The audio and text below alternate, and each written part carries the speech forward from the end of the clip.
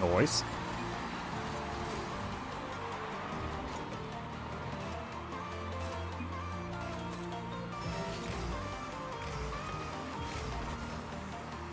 Hey, Dewey.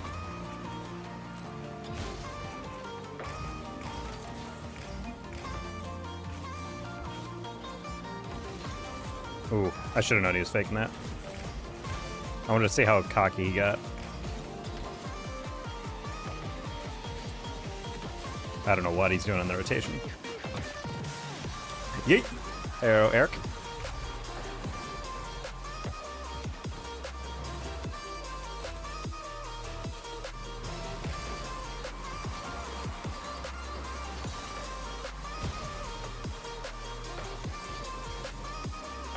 Okay, trying to float toe and get demoed there. Okay, Akimbo doesn't get that 50, it's fine. Hopefully everyone's having a good couple days without the Daner Taco stream.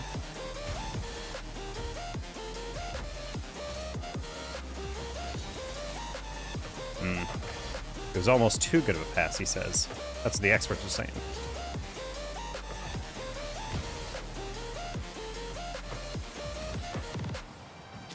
I like the idea there, Kimbo, but I think he's trying to do too much on that. I think he would have been fine if he just took this catch and then slowed down. I think he was thinking he was going to get pressured way too fast. So he's trying to find the outlet on that. Not a bad idea, though. Well, that was a bad idea. He had like 20 boost. He could have jumped for that.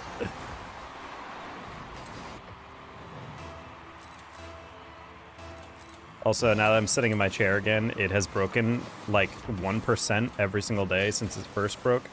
I am actively like barely sitting on this chair. This thing needs to get replaced yesterday. It really is hilarious how badly this thing is. If only you guys could see how bad like this seating arrangement is right now on my technical gaming chair.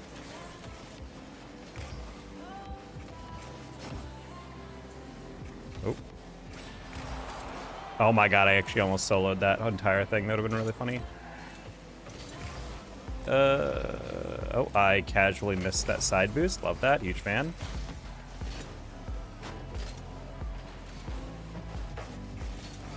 Yeah, that's not in. That was also not a great aerial, but it's fine. Okay. I also definitely could have gotten there first. Wait, hold on. Dang it. Tried to pick flip on that one. Not the best calc.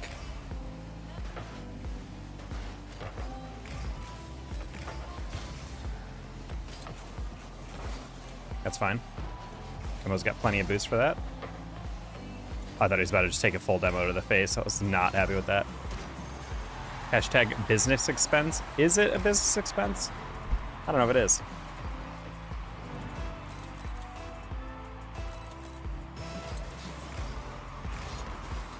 You just reminded me I have to do my expense report. I've been putting it off. I have like 2 months of expenses I've not reimbursed yet, so I should probably prioritize that later in the night. It's one of those things I always forget about. Part of your office set up for work, you can at least write it off for streaming. Well, I mean, yeah, in terms of like a tax thing, I already do that. But thing is, that also still requires you to have money to pay for it right off. And chairs are always like one of those things where it doesn't. I don't know about you guys, but when I graduated college and started having to like pay for, like, you know, everything, like your rent and your utilities, and you have to furnish your apartment and whatever. I didn't, like, there's some things I just never really contemplated what your cost is, you know what I mean? Like, doing grocery shopping or something and then realizing, like, wait, what's that? Peanuts are like 10 bucks? Like, it's a nut. It's like a snack. What do you mean?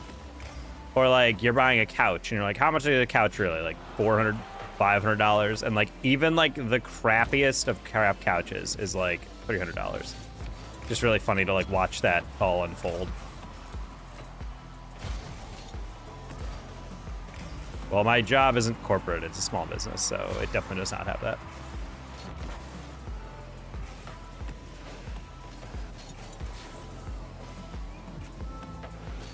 Like, we are a corporation, but that's only like in a legal framework. That's not like a multi-billion-dollar company or whatever.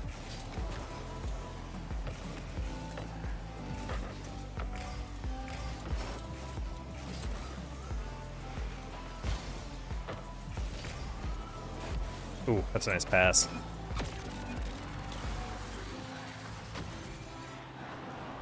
So yeah, we don't have that, but I will say I have 2 chairs in my apartment.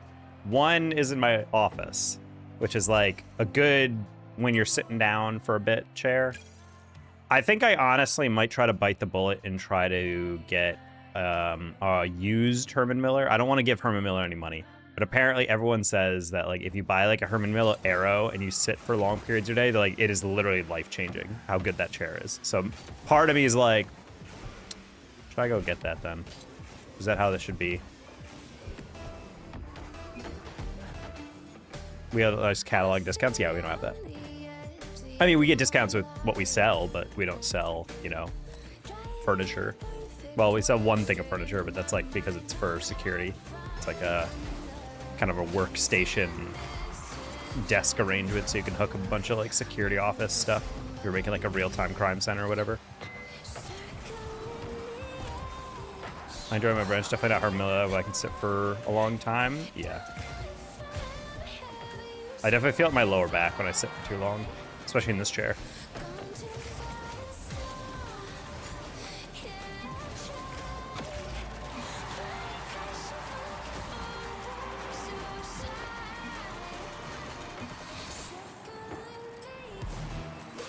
I haven't heard of a branch before.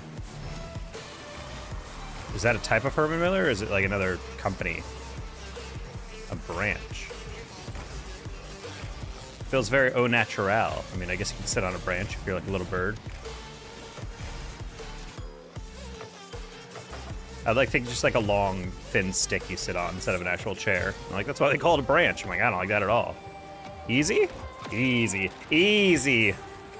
That's like a custom training pet shot right there.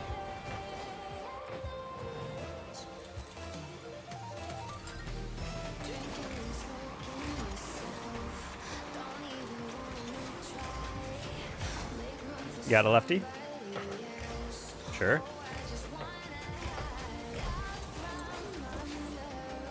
Wow, I'm not gonna lie, I got kind of pwned on that 50.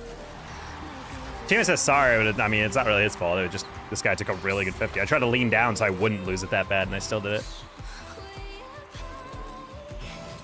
Dude, piece of work at home in the evening? Yeah. Yeah, I got like a decent chair from Amazon a while back for my work stuff. It's comfy enough. It's not bad, but yeah, I definitely notice my back starts to really get destroyed when I'm at my gaming PC, especially now that this chair is basically providing like no support. Nice. Yeah, I might honestly, chat, next game I'm gonna have to run out and switch out my chairs because I can barely sit in this. It does not actually provide any back support.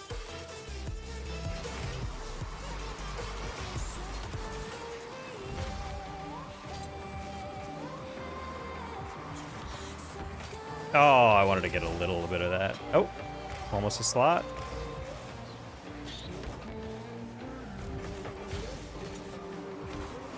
All right, tried the back pass. That works.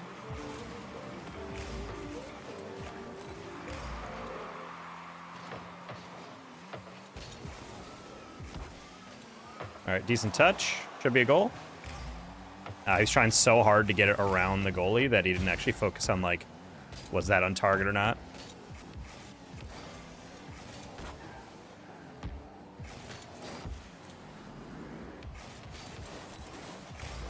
I was about to say, I'm like, is he not chowing me on that?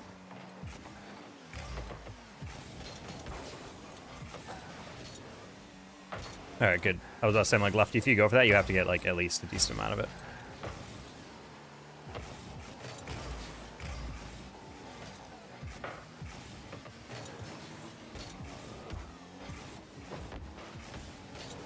Okay. I knew he was going to go for the demo, so I was like, I'm just going to let him at least get for that first one. This is going to be a funny bounce. I'm going to see if he touched it first. It does. Okay.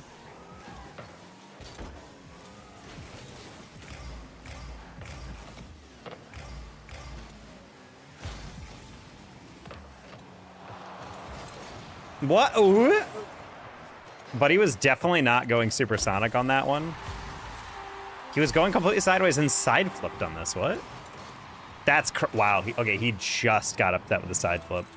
That was the worst flick of all time too. That's why I was like, it's fine. I was thinking worst case scenario we were gonna bump, like head to head, and that would have been fine.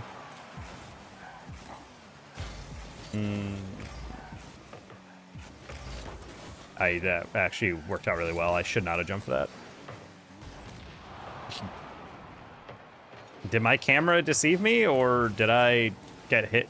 I feel like I hit the side of that guy's car and I got demoed. That was one of those weird server-side demos.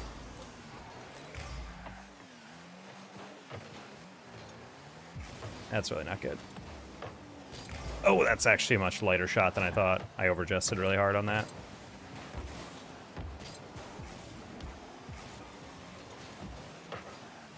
I actually despise everything about my teammate going for that. That was kind of a desperation move. I also have no boost, so he's going to have to help out a little bit. Or I just solo this. I just solo this. I just solo this. I just solo this. Dunked. Oh, unfortunately, I'm his dad. Hi, Blazers. That wasn't even like a good power, too. I just hit it so weird that he misread it, and I just still read his clear. I read his misread. That's how literate I am, chat. Oh, that's not a good kickoff. Halfway through that, I realized, oh, wait. Alrighty. How you been doing? Doing all right. I've taken a lot of time off from streaming, and I've had to unfortunately break my upload streak on YouTube because it's been so long without streaming. I legitimately am running out of clips. So I realized I have to start streaming again to get that, even though my work schedule is not friendly to content. And because of that, my algo momentum has completely died, which is very sad. That's okay.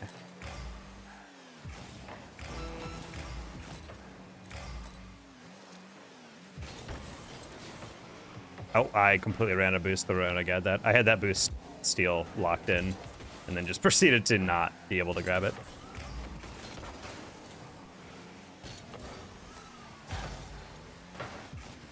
Okay.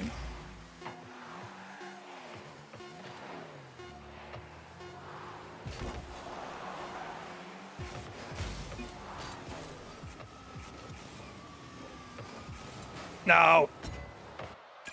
That's fine. He was actually trying to shoot that. I thought he might be actually trying to musty pass that, but I was like, I don't think he actually is going to be able to do that. Hopefully you've been all right, Blazers. How's work going? Things pick up in the new year? Kinda. Got a handful of sales, but, you know, still trying to pick up momentum. It's slow, you know, beginning of the year for some end users, meaning like, oh, our budgets are set. But for a lot of the stuff that I work with, like K through 12 and city government, a lot of their fiscal years like begins in July. So unfortunately, a lot of the conversations I'm having with these people is like, yeah, we're still in the budget planning phase or whatever. And so I can't really sell too much right now, but I'm forming relationships, which will hopefully all pay off in like 4 or 5 months.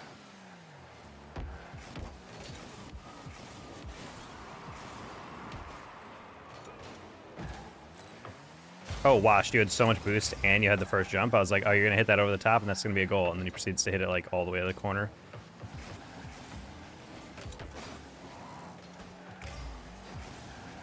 Uh-oh, we got a boosted player, chat. That's the second very easy aerial he's whiffed.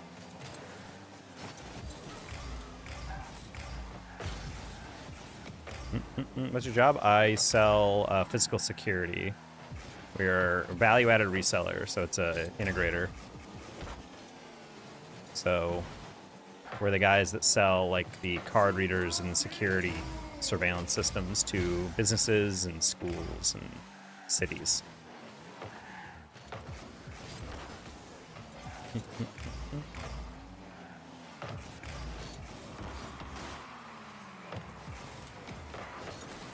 Yeah, and I'm somewhat new to the industry. I'm picking up connections and learning some cool stuff, but where I'm also building a new territory for my company, so that's something I also haven't been doing before. So trying to like learn how to do that bit by bit. It's rewarding. Just slow.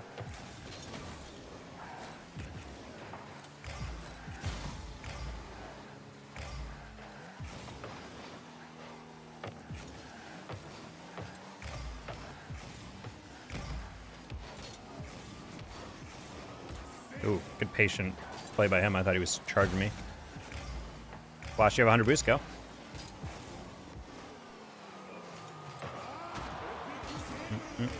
Hey, Gavin.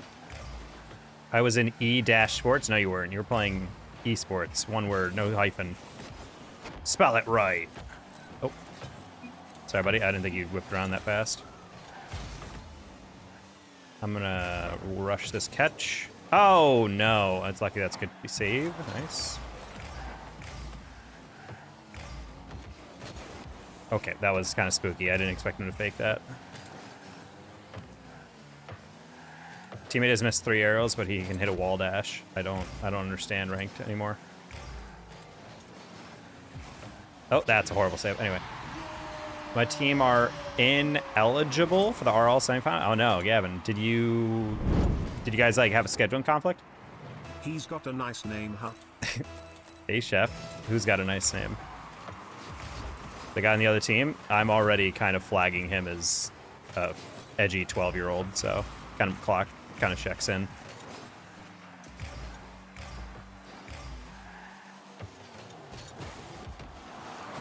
That was not even an air dribble bump or a 50. He like, just underjumped it, and I hit it into him.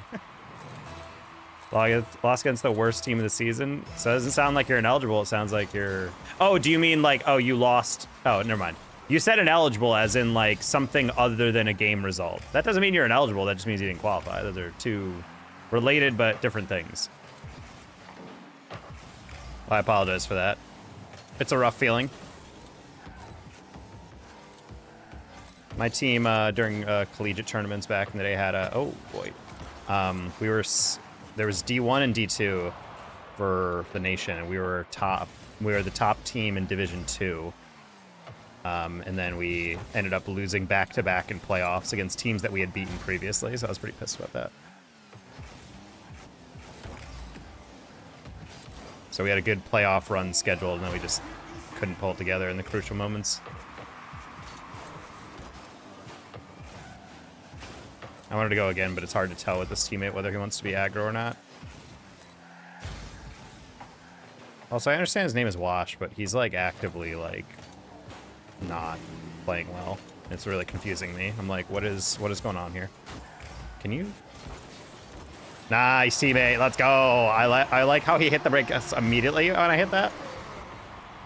This guy's quite the individual. He is.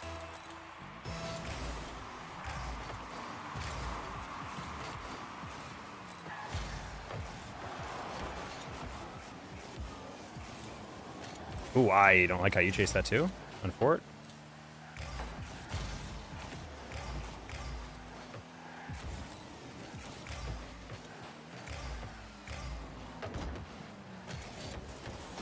Oh, yeah, it works. Not gonna lie, I had no faith he had the double. Okay, I jumped early just because I was like, he's gonna cut, and with a Dominus, it's gonna be a high cut, but... Gonna try to play that in open space. Oh, I thought teammate was on the far side. My bad. That should still be a pretty easy aerial, I say.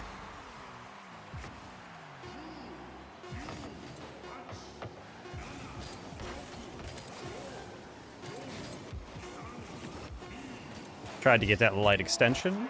Nice. Well, I'm sorry about that, Gavin. It's a tough way to play. It's a tough way to experience the season, is when you're like doing well and everything's fine, and then all of a sudden it's just like, oops, like you lose in a rough moment. That's okay. That's why you improve. Get your practice in, get your VOD review. Looks like it is Winsday. I have not lost today, so yeah, I guess so.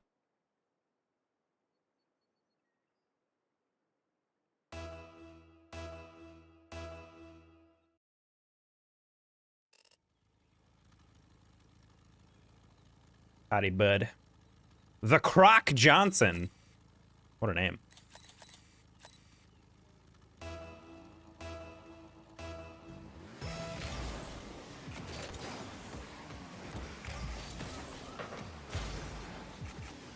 So there's this like probably skit going around my timeline. It's kind of funny, where like this like streamer is like talking to this other guy, and he's like, "Yo, what the heck? Like, why'd you ask my mom out on a date?" And he's like, "Yo, your mom's bad as hell. Like, what's going on?" She's like, "No, but why would you contact my mom? Like, why is that okay?" And he's like, "Listen, like, her daughter didn't want me, so I had to level up." And I'm just like, yeah, that's probably a skit and probably a good joke. But also, can you imagine how pissed you would be if it was like a woman who, like, some guy approached you and you rejected him, and then your mom's like, "Hey, by the way, I have a date. It is with a younger guy, so don't be mad." And then you meet him and it's the guy that you rejected. How much of a mindfuck that would be, dude.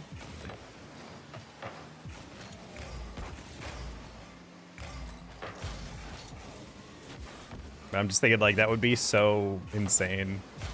Also, imagine that the other way around. Like, if your dad dated the girl that you just, like, broke up with or whatever. No! Okay, good.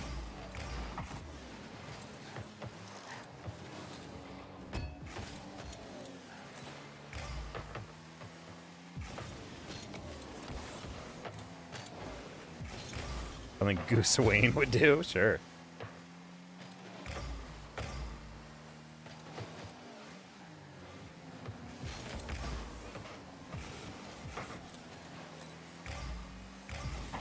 This guy's a pre-jump machine. Not in a good way. Not every machine works, chat.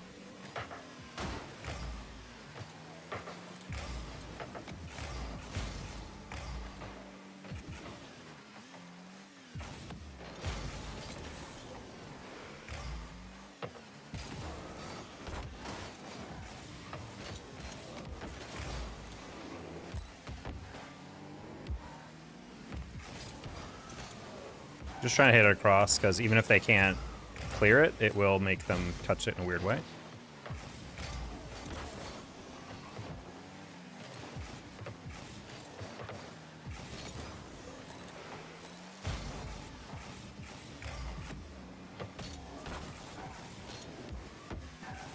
Ooh. I was about to say, I'm like, I need to cut middle just in case he gets demoed. Close one. Teammate, don't get demoed. Don't get beat. I just asked you to not get beat. Actually, I don't think he got beat. I think he just whiffed. Dang it. I couldn't tell how that guy was going to cut it. I thought he was going to back pass, to be honest. Next year for Esports, me and my friends won't be in the same team because a bunch of 8th graders are joining Esports, and I'll be putting a random team. How the heck does that work? If you and your friends have a good chemistry, why would you get randomized? Is your school the type of thing where you all get randomized in teams instead of being able to make your own? I understand from like an extracurricular perspective why you would do that, but from a team perspective, that's kind of dumb. Hey, you know those guys you're playing with all season and built chemistry with? Yeah, anyway, get out. What is the old St. Clair rosters? That's a very niche CRL joke for those of you at home.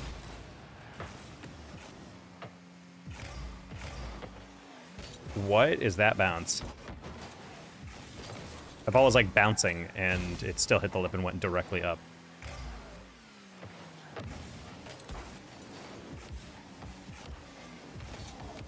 No, I just had the flick off, but he chose a good angle. Ooh, nice shot. Not a good shot, my bad. I followed his pretty nice shot up with a terrible shot. That's on me.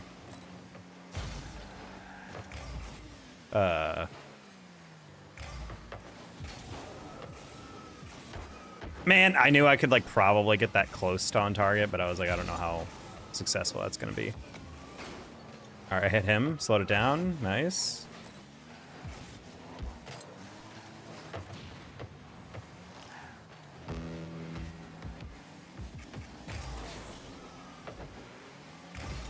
No, dude, that was a shot and a half. I paused, though, because I was looking downfield. I saw that one guy. Go for that. Alright,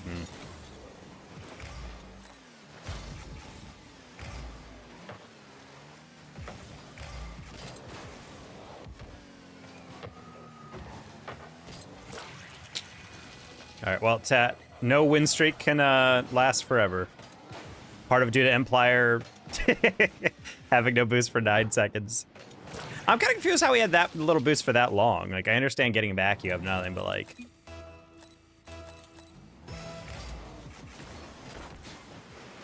Teammate just asked me if I'm boosted. That's crazy.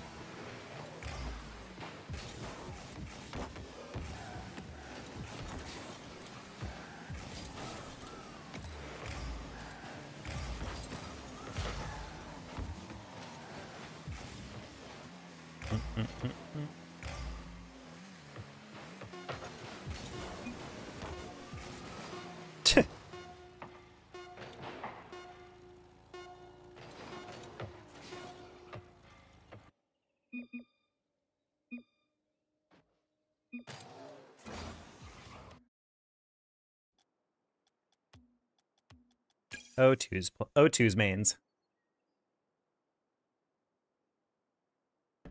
Yeah, I don't like those approaches in esports programs where they're like at the end of the day, yes, esports should be a community-based thing. Like, it should be about getting students in a club, competing together, building friendships. But I think it's kind of weird to, like, just put people in and just kind of randomize teams and throw it all together. The joke earlier that I cracked is that there's a very good and highly funded esports program in Canada, St. Clair College, and nowadays they have enough talent where it doesn't really matter, but back in the day they used to have like all these good teams, and instead of like, or good players, but instead of just building one very good team and then a B team, they would like evenly divide talent across both teams, and so you'd have like two like B+ teams instead of like one A+ team and a B minus team, which I always thought was kind of stupid, because it's like, isn't the whole point of competing like to be able to actually like, you know, be an elite team? Because the thing is, like, in order to play in CRL, you had to be like an A- team. But both those teams were like just bad enough where they wouldn't be able to qualify or go as far as they probably would if they just centralized talent. Hey, it's exotic. So I always used to make fun of them because I'm like, literally, what is the point of offering scholarship to players if you're not going to have a team that is worth a damn? Nowadays, they're very good, and they've won back-to-back semesters. Which, if they can win back-to-back-to-back after they just lost their best player to a transfer, then they're officially the greatest of all time. Psy might be my goat.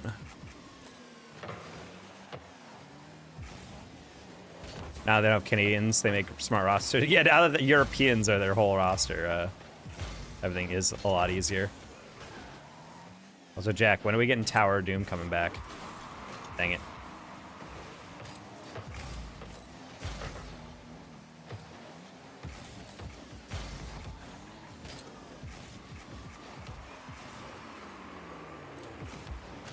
Oh. Not a catch. Let me just bring back Div 2. I mean, I've been begging for Div 2 for a while.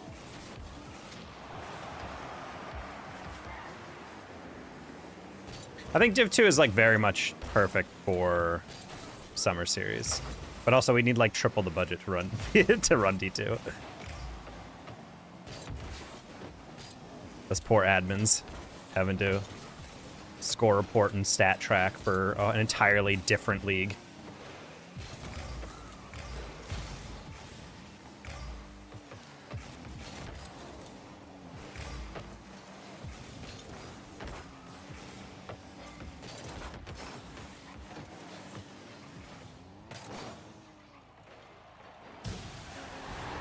Then we get the Tower of Doom. Ooh. I'm not gonna lie, this one Diego guy, when I start playing him in ranked, I realize that I've gotten to a point where the games are actually pretty decent. I don't think this guy has failed to beat me on the first time we've met each night in ranked. It's kind of wild. Nice.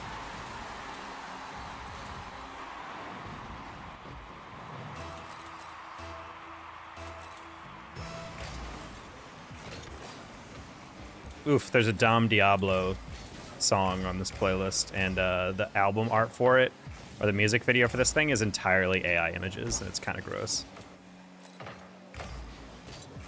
I wonder if this was made like 2 years ago, so they were like, AI is kind of lit, and meanwhile every image out of it is like the sloppiest of slop. Do you guys remember like when AI image making was like first coming out and like everything had that weird grainy spaghetti look to it? It's like that. Everything I'm looking at has exactly that. Pretty bad. I miss an AI was Will Smith poorly eating spaghetti. I miss AI when it didn't exist.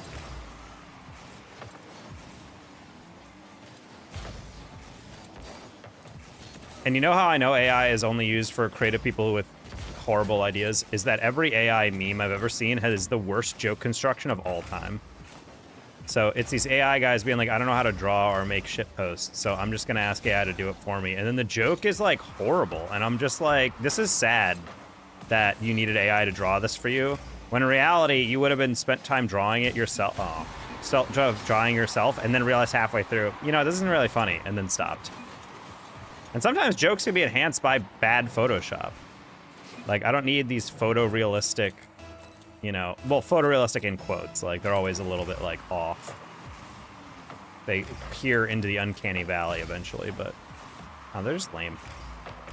As someone with limited artistic skill and just self-trained on how to use the Adobe Creative Suite and how to shitpost effectively, I feel offended whenever people are like, no, it's too hard to learn all these other things.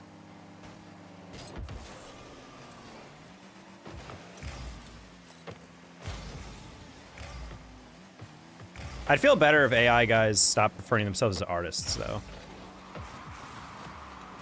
Like, typing stuff into a box is not part of the artistic process.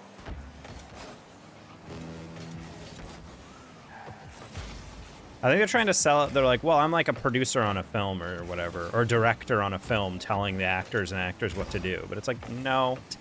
Because the thing is, there's still actual, like, direction that you have to give and whatnot.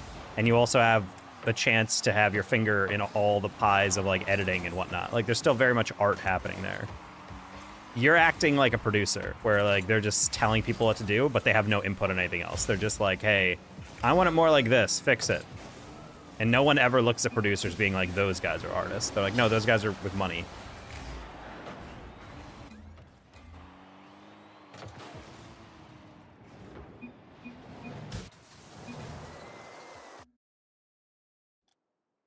And bad hands. The hands one was really funny, honestly. Honestly, just like 2 years ago when like you asked for a photo or like a image of anything and it just effed up the hands like in a horrific way was super funny though.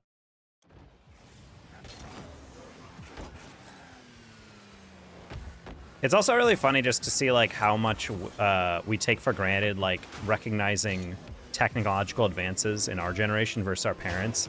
I remember I used to play FIFA and my mom would come in and be like, who's playing? And I'd look at her, I'm like, what? And she's like, yeah, like, who's playing? You're watching a game. I'm like, no, I'm playing a game. She's like, what do you mean? And I like demonstrated, I paused and was like, see, it's FIFA. She's like, what? And she got like super lost. I'm like, she's like, you're playing, like, I thought you were watching a game. And meanwhile, I look at FIFA, I'm like, this doesn't look photo real. Like, it looks decent, but it's definitely not like photo real. What are you talking about? But for her, she can't really spot that. And then when you occasionally have like Facebook memes that are like AI slop, and it's like some very clearly AI generated model or whatever with like a weird hair that disappears and like 6 fingers. And then the comments are like, you are very beautiful. Yes. Work of art. And I'm just like, can this 67-year-old horny man on Facebook seeing this image not understand that it's not real? It is really funny to see that. They just see that and they're like, yep, looks like a woman.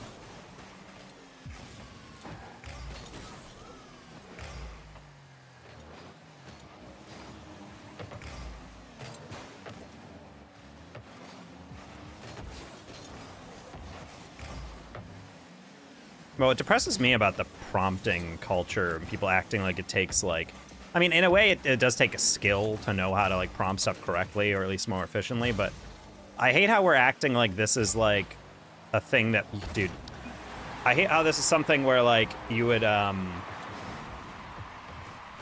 me see how he puts this. He had it, he just leaned away. My bad, no problem. Like, what is that? Yeah, he got upset. He did the exact same I think I predicted. He leaned away from his read. That's okay. He'll make up for it by clipping here. Oh, no.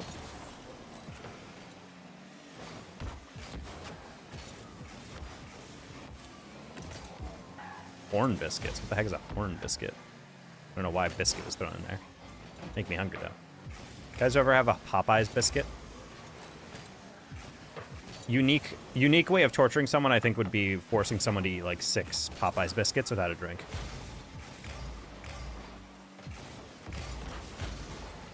Like, first one's delicious, and you're like, hell yeah. But then after, like, 75% of the way through, you're kind of like, I don't know about this. And then if you, God forbid, you try to eat another one, you're like, okay, we've gone too far.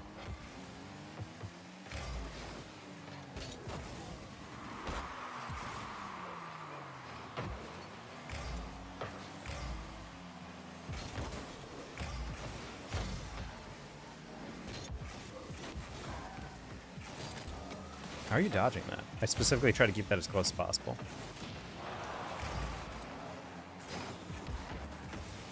You rotated out after my death! Dude, I literally wasn't even like thinking he would rotate out because I'm like, oh, that's very clear. I'm like, that's very clearly something you would see as like a goal scoring opportunity, right? Bro actually fake checked me. Crazy.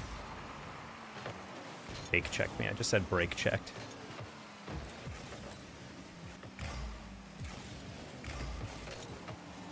Okay, good. I was about to say, I'm like, I have made this guy zigzag so much. You better get that on target. That's all that matters.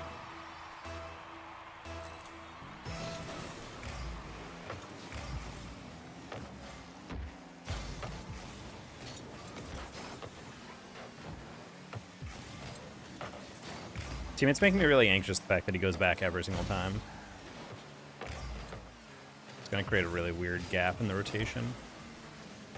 Well, same will just lobbing it randomly in the middle. I was honestly playing Office. I'm like, if he air dribbles it, I might get beat, but for some reason I feel like he's just going to pop it, and that's indeed what... Oh, actually, you know what? I think he was trying to air dribble it, but teammate, I think, knocked his hood down. I think he traded some paint there.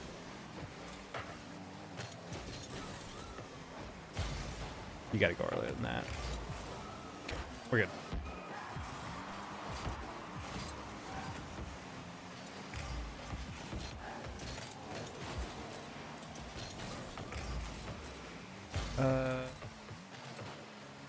Whoa. Questionable decision by that guy. Not gonna lie, if I got demoed there, I would have been sad. Why this guy touched that at all? I think he was trying to like hit it to roll it, but even then he would have lost like all his momentum, and I probably would have gotten there first. I'm not gonna cheat on this because I'm a psycho. All right, I deserve to get scored on if we get scored on here. Okay, cool. Got a little deflection. Just tap it. Nice. Perfect. Hold on. Almost faced the consequences of my actions, chat. Can you imagine? Also, I need to swap out this chair. My back is killing me. I cannot sit in this broken-ass chair. I just wish I knew how it broke. Like, I'm literally trying so hard to, like, look at this chair, but it's, like, internal to, like, the metal bits of the chair.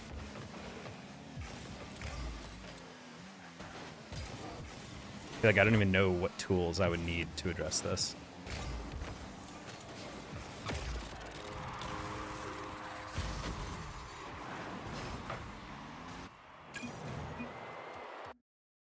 Yeah, let me see if I can queue and grab that chair real quick.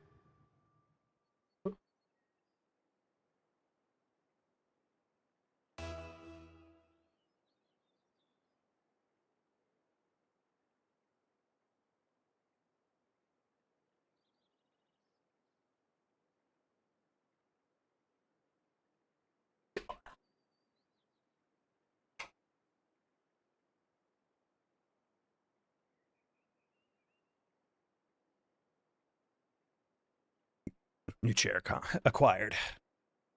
Oh, it's too tall. Gotta lower myself to be in frame. There we go. A welder and a CNC machine. I don't know what that is. But yeah, I don't know what's going wrong with it. It's just like broken so that like, you know, like in chairs when like you sit down like in an office chair and it like naturally reclines with you when you lean back. For some reason it just goes, and now it's like permanently like that. And I've adjusted all the hydraulics and all the other stuff and I just cannot fix it. And it's really irritating.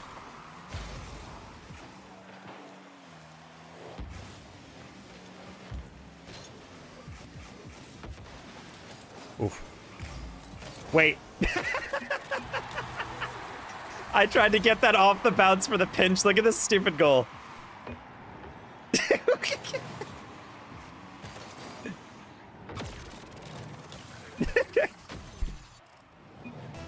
unsavable, to be honest.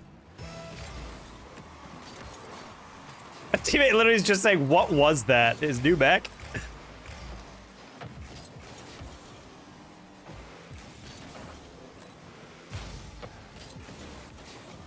Thank God he hit that. I missed it really hard.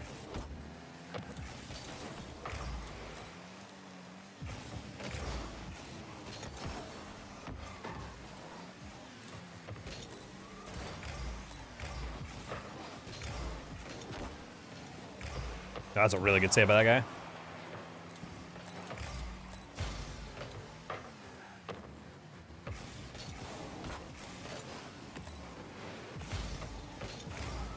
Ooh, that was really high.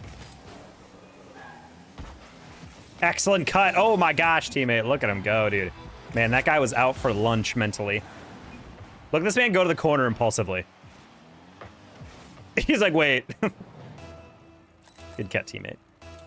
I'm proud of you.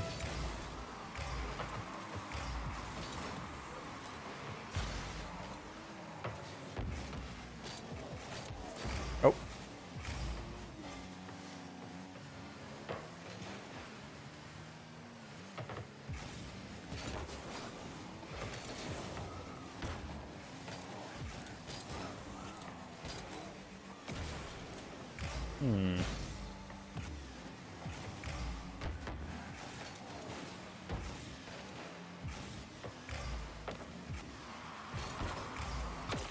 Nice. Oh, me and teammate, we're flowing. These guys have no counter.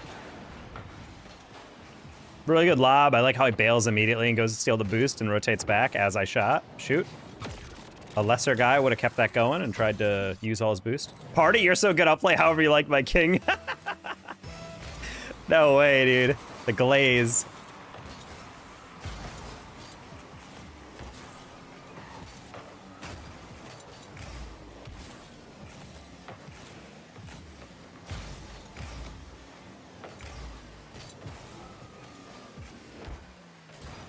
Oof. Not the catch I was looking for.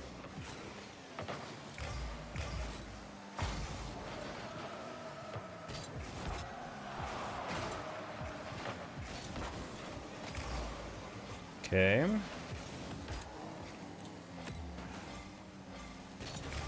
Grab some pads. Oh my god, I still got that save, dude. They're so tilted. They're so tilted.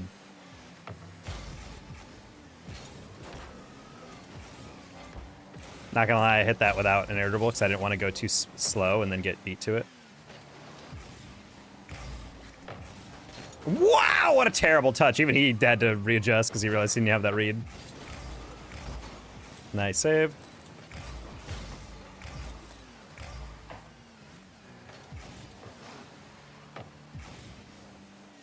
I wanted to go, but teammate was like trailing it left to right, which means it's like if he's not able to get that bump and I can't get that sidewall, then it just gets beat past both of us. So I didn't want to take the risk, drink the brisk, you know?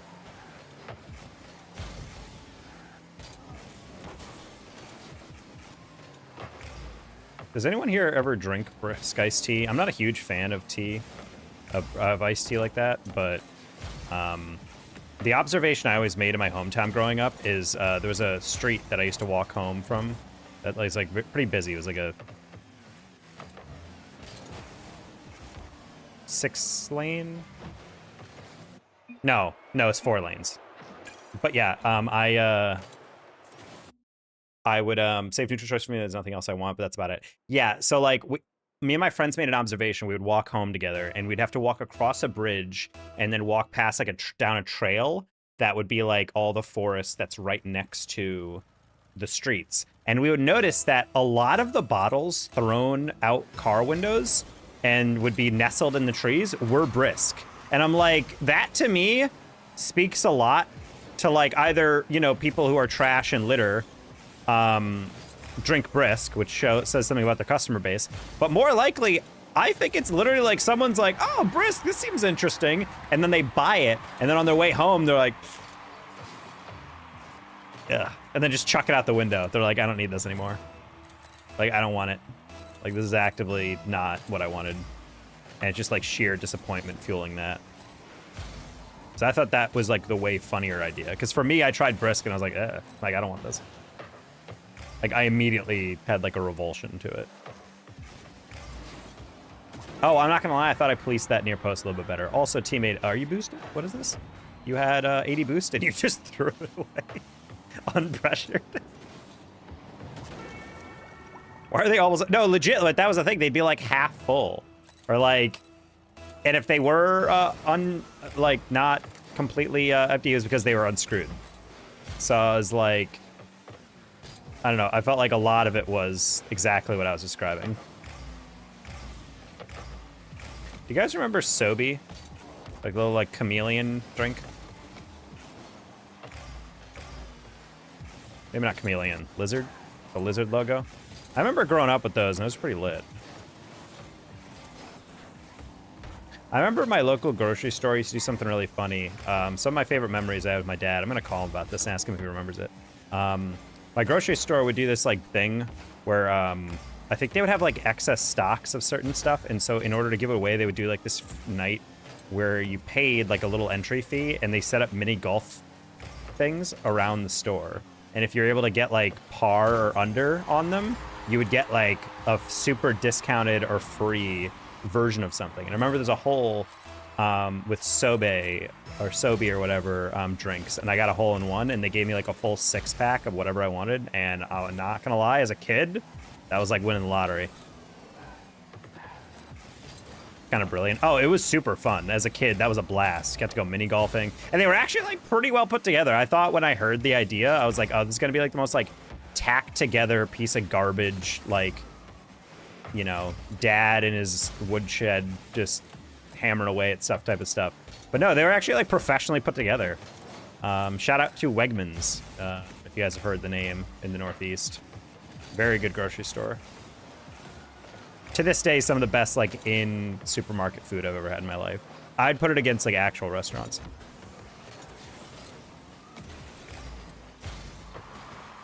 I still think about their sesame chicken. I'll put it against any other sesame chicken I've ever had. Nice shot. Have a few within 5 miles? Hell yeah. Wonderful community involvement. Oh yeah, it was packed too. Like obviously it's a grocery store, but you'd go in and be like 7, 8 o'clock, and just like all these kids from school would be there. So I got to see them. We used to hang out and like chat and do the whole, like walk the courses together.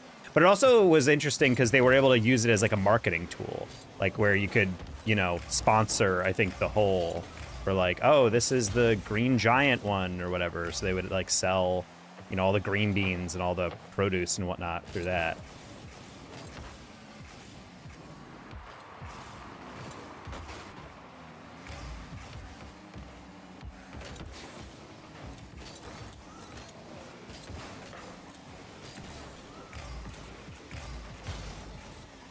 High quality salad bar. Oh yeah, that, and they had a pretty good sushi selection as I remember, but their Chinese is insane. I think it was like $6.99 a pound. I have no idea what it is now. As a kid, $6.99 a pound was pretty steep, but it was worth it. Basically, local people to benefit from advertising. When no, exactly, yeah, it's dummy expensive. Oh no, I'm sure it is, but I would still buy it. That was like a once in a while thing for me and my parents. I'd ask like, hey, can we get Wegmans Chinese? Like, no, a little expensive. I don't know. We have food at home. But yeah, if it was like a Friday or I just got an A on a test or something, they'd be like, yeah, let's go for it.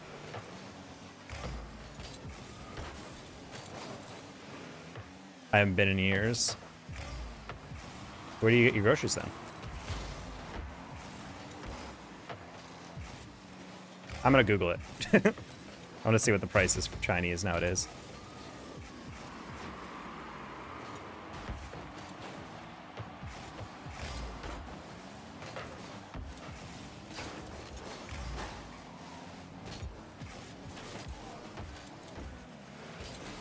Definitely could have done something with that reset, but decided to fake like a nerd.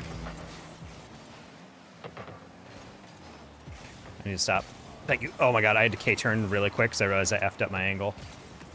No! I hit the brake right before I went in on that. No! That's cool, they bumped each other. ShopRite and Acme. Wait, Acme, isn't that where Wile E. Coyote buys his bombs?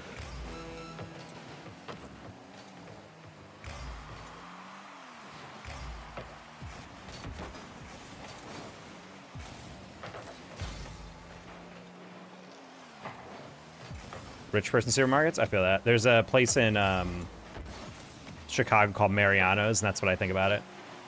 You walk in, and the very first thing you see is a live piano player and a wine bar, and people would buy wine so they could drink while shopping, and I'm just like, that's actually insane. I'm sorry. Like, that's so bougie. But it's also funny because it's like working class rich, if you know what I mean. It's like the people who can't afford a personal shopper, but still want to drink like a decanted wine while they stroll the aisles and buy corn for $7 a can. Scaled up Trader Joe's kind of thing. I feel that. I think Trader Joe's is really good for pre-made meal. No, not pre-made. Frozen stuff is great. Only like one or two of their things I've had where I'm like, eh. But like their orange chicken thing where you can just throw that on a tray and oven cook that. Comes out crispy, comes out tasty. Hell yeah. But they also have a pretty good, their tikka masala and butter chicken is also pretty lit. And that's all like frozen, slap that shit in the microwave type meal.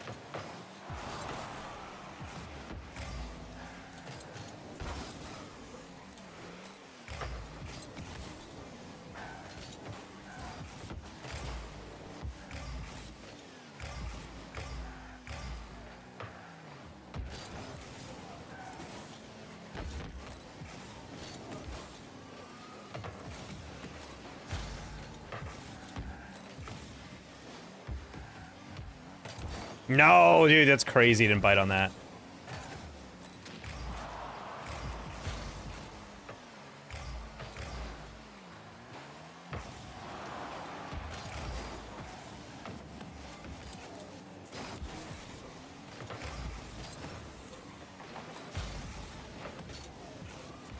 Okay, that was a really early jump, but it needed to be. Nice, teammate. That's post in. No, it's just in. Best players. I haven't been to a ShopRite in a while. I used to go to Kroger's until I realized, or started thinking about how much they're probably overpricing stuff. Because I remember going, there's a brand of cat food I try to get for my cats called Crave. They really like it.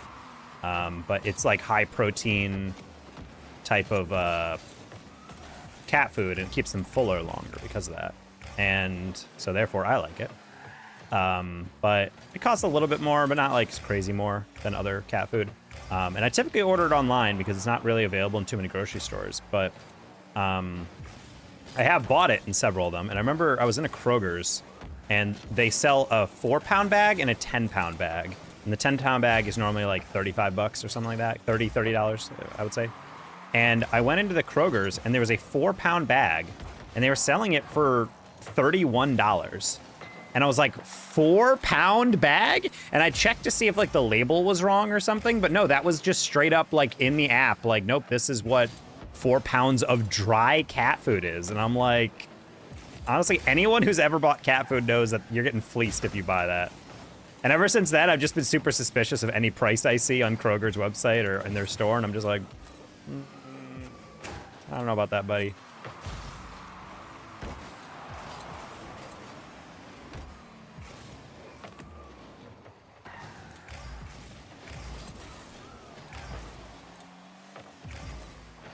So yeah, I was like, damn, the 10-pound bag must be like $55 at that rate. Like, I genuinely don't understand how that works.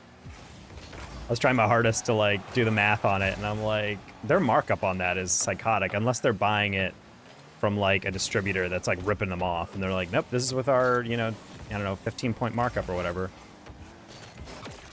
All right, yeah, that's Cincinnati. That's fleecing you, I'll have you know. Yeah, F it, Cincinnati. What are they doing, man? You cutting out the bits? No, that's what I'm saying. Like, I was just super confused. I haven't gone back to double check if they still have it, but it's something that is like burned in my mind.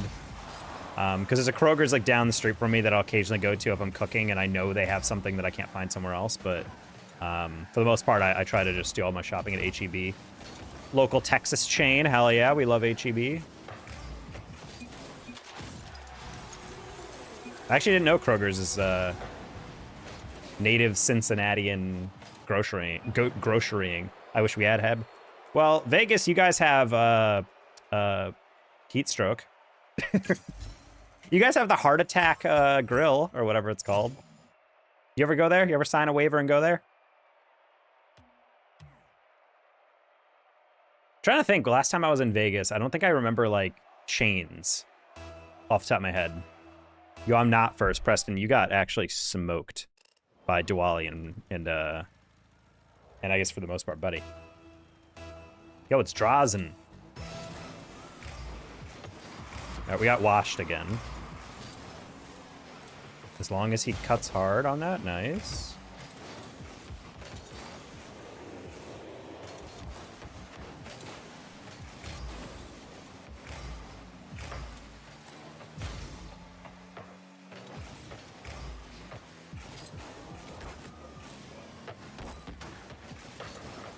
Close one. I'm gonna rush this guy. Oh, yeah. Oh.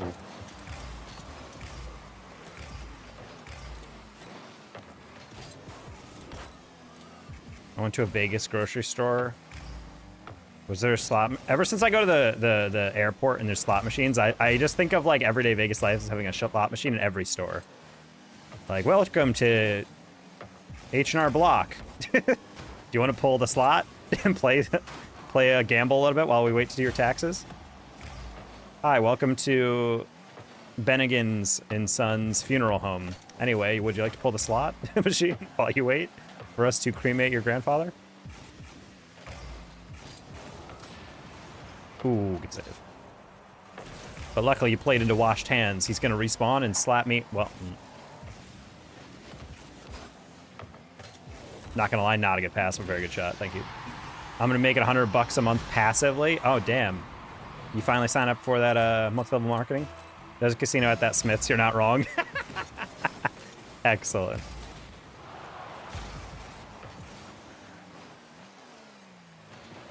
Likely the Smith's down the street.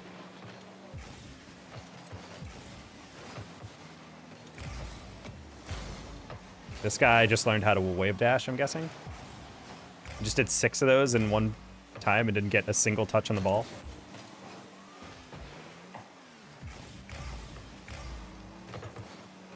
I'm gonna play this guy's cut. Yep.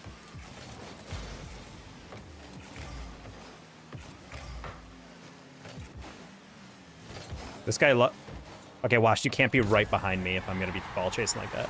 Unfortunately. I was literally like, this guy is only gonna dribble. He's not gonna air dribble, he's just gonna dribble on the ground. So I'm gonna play soft touches. And I did, and I got him to flick it away, but unfortunately teammate was right up my butt. Right up my beehole. I don't mind, this guy's pretty decent.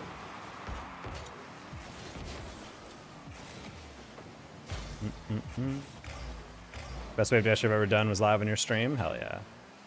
The magic of viewer games.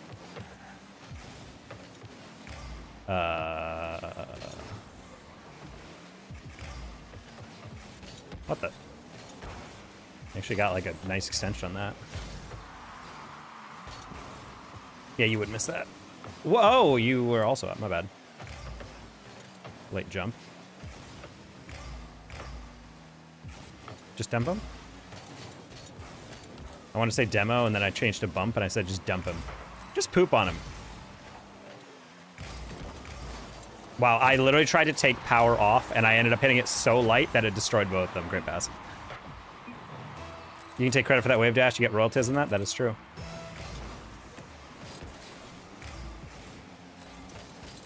It's already been filed in a court of law. Hey, Moro.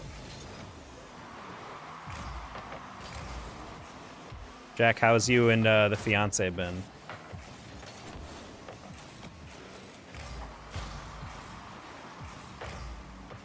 Has it changed dynamics about your life yet? You're not at the John Mulaney thing yet, where you can say like, can my girlfriend come? You'd be like, that's my wife. That's like one of my favorite bits because it's so accurate. Like when you get older, you're like, oh, this is my girlfriend. He's like, yeah, I shouldn't say it like that, but it still feels like I'm saying it like that every single time.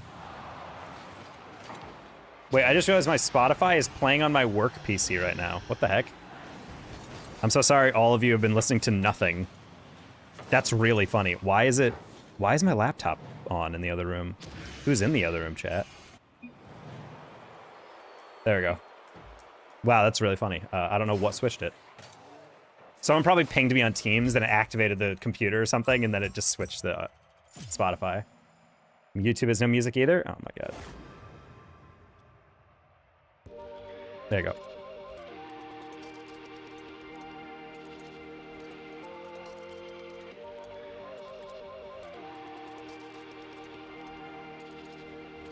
It's funny because Muggy wanted to get engaged so she wouldn't have to call me boyfriend. But the moment we got engaged, all of a sudden it's fine calling me that. Oh no. That's a shame. Luna and Bella are really quiet. They are in the other room. Bro, they were fighting like they were literally just found out about an inheritance earlier. They always eat food and then they try to play and run around and chase each other. But legit, like I fed them, and then like a day or two down, or like a minute or so later, I just heard like this little scuffle going on. They were fighting on the vinyl flooring, so it's like, I don't know if anyone else has like pets who try to run on vinyl and they realize they can't grip it, so they just do the Scooby-Doo in place run. I was just hearing that for like 20 minutes straight. I'm like, what is happening over there? Like normally if they wrestle, it's over in like 3 minutes, but they just kept going and going and going, and I'm like, you guys need to calm down over there.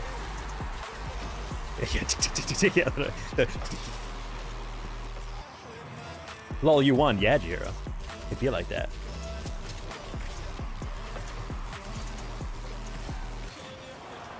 Bruh.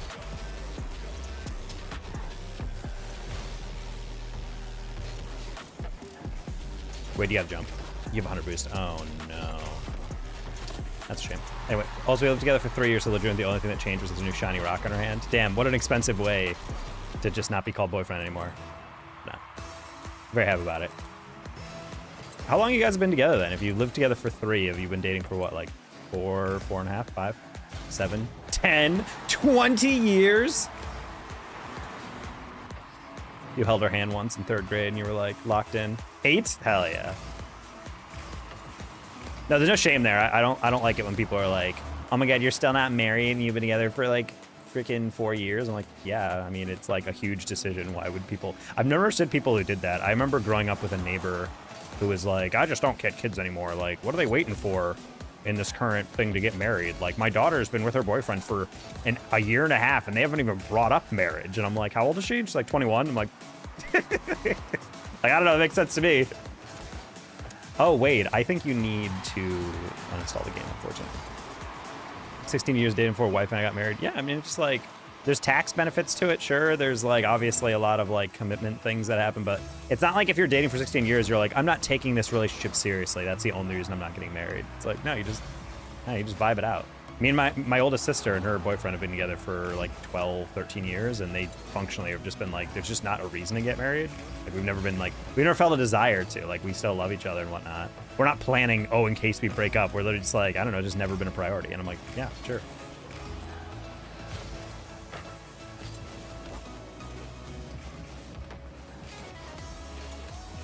Like I'm not someone who's against marriage, but I'm also at the same time like not ever someone who's been like super like, man, I can't wait for that. Man, it's like really love to have a wife. I'm just kind of like, no, I'm good. I just would like a partner. If Gas and I get married, her tax actually get worse. It's probably gonna decide freelance. Yeah, Bass, you idiot, you're gonna drag her down. She's getting an actual physical return, and meanwhile you're like, here, take my 12K in taxes every year.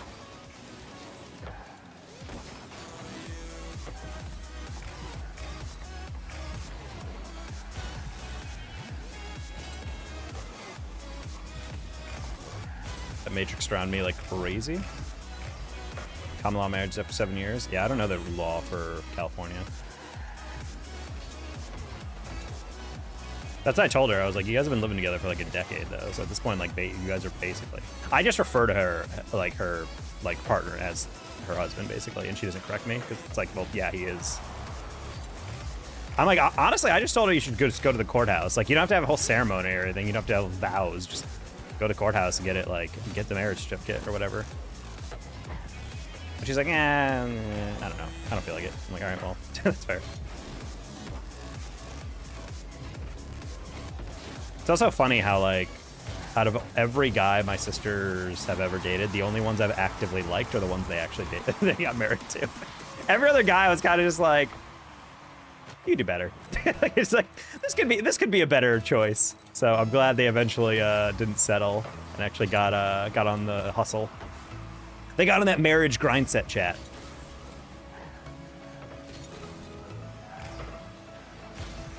Ooh. She's cheating behind her husband's back. Well, they're not married, so I don't know how that would be breaking up a marriage vow. But yeah, she's definitely not doing that, but okay. Yeah, I guess I don't know my sister at all.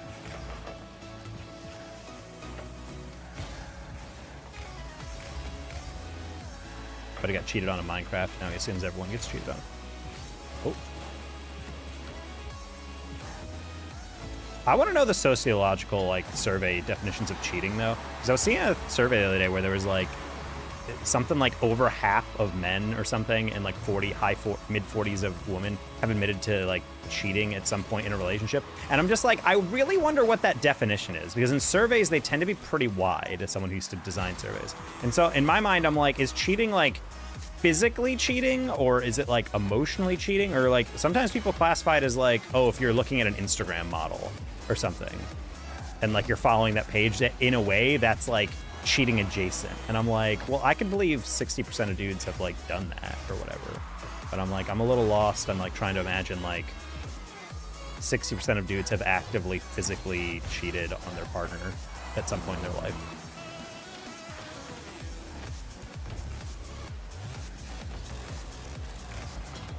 I'll almost top one out. The one time you watch an adult video, I mean, yeah, it's you're basically cheating if you've ever watched pornography. They told me I had to change a pajama. Hold on, I'll read that in a sec.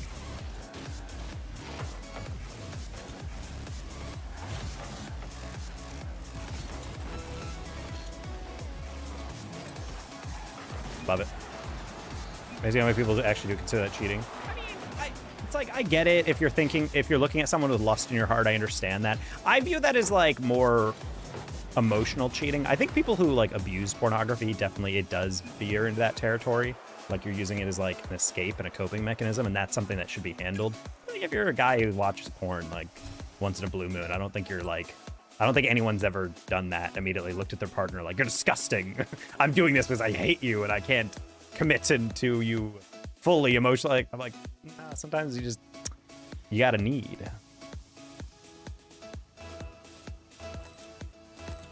Can't cheat if you can't get a partner. Points at forehead. That is true.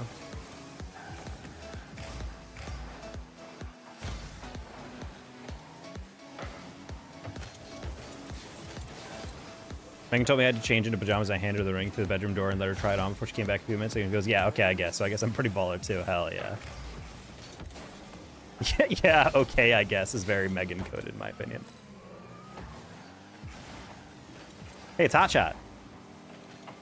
The new starter for Cumberland University. Filling the shoes of Nex, which is crazy because Nex is like 6'10". That's a lie, I have no idea, but he's pretty tall. If memory serves.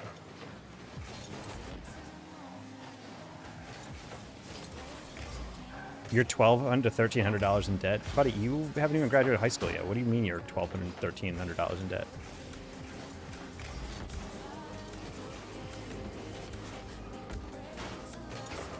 Nice.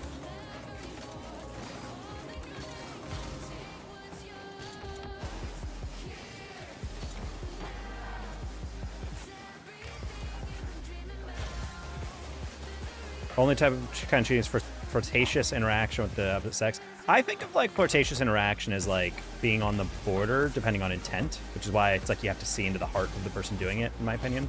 Because like I think some people just naturally are kind of flirty, or rather they're like a friendly person in the sense that it feels flirty. And I'm like, I don't know. That's based on your own security, though. Like I've had girlfriends of mine like be like friendly with dudes.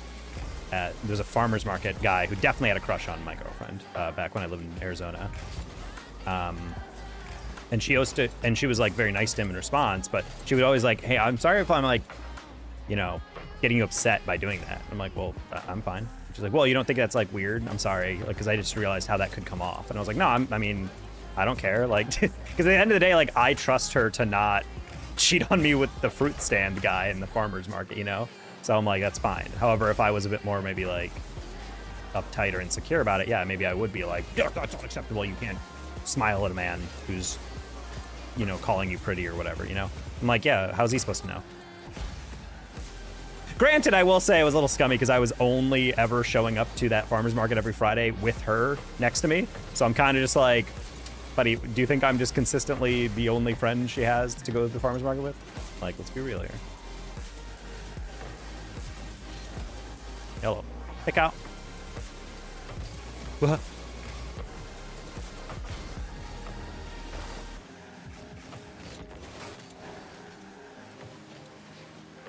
He doesn't look like a goat. A billy goat, maybe. Wait, what? That was weird. I rewatched most of it recently. I don't like it anymore. Huh? I still remember the one time I thought I was cheating at 21. A girl sat on your lap while I was drinking. It made me feel horrible as a person. I mean, yeah, but that's all like, that shows your respect for your partner, honestly. If someone who wasn't your girlfriend sat on you or something and you felt bad about it, shows like, yeah, that felt like it crossed the line. And you just chat about that. At the end of the day, I'm not saying like everyone has limits and everyone has things that they're comfortable with. I think at the end of the day, you just got to respect that stuff at a certain point.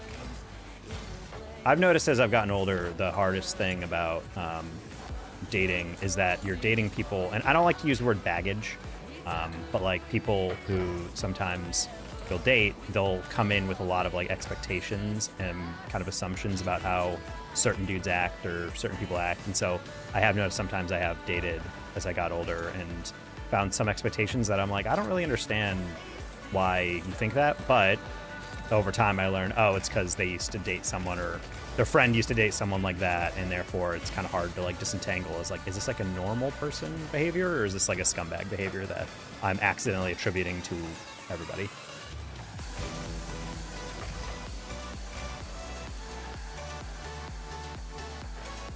Got loaded on Monday. You're doing drugs, Kyle? Oh, you mean for your shipping job? No. Oh my gosh. Okay, that was close. What? Too many. That was wide open. You hit that with your little softball bat.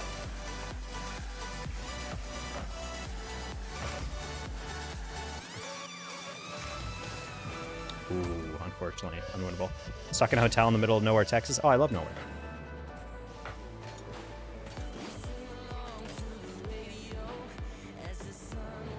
A couple thousands, man. Yeah, put him in his place.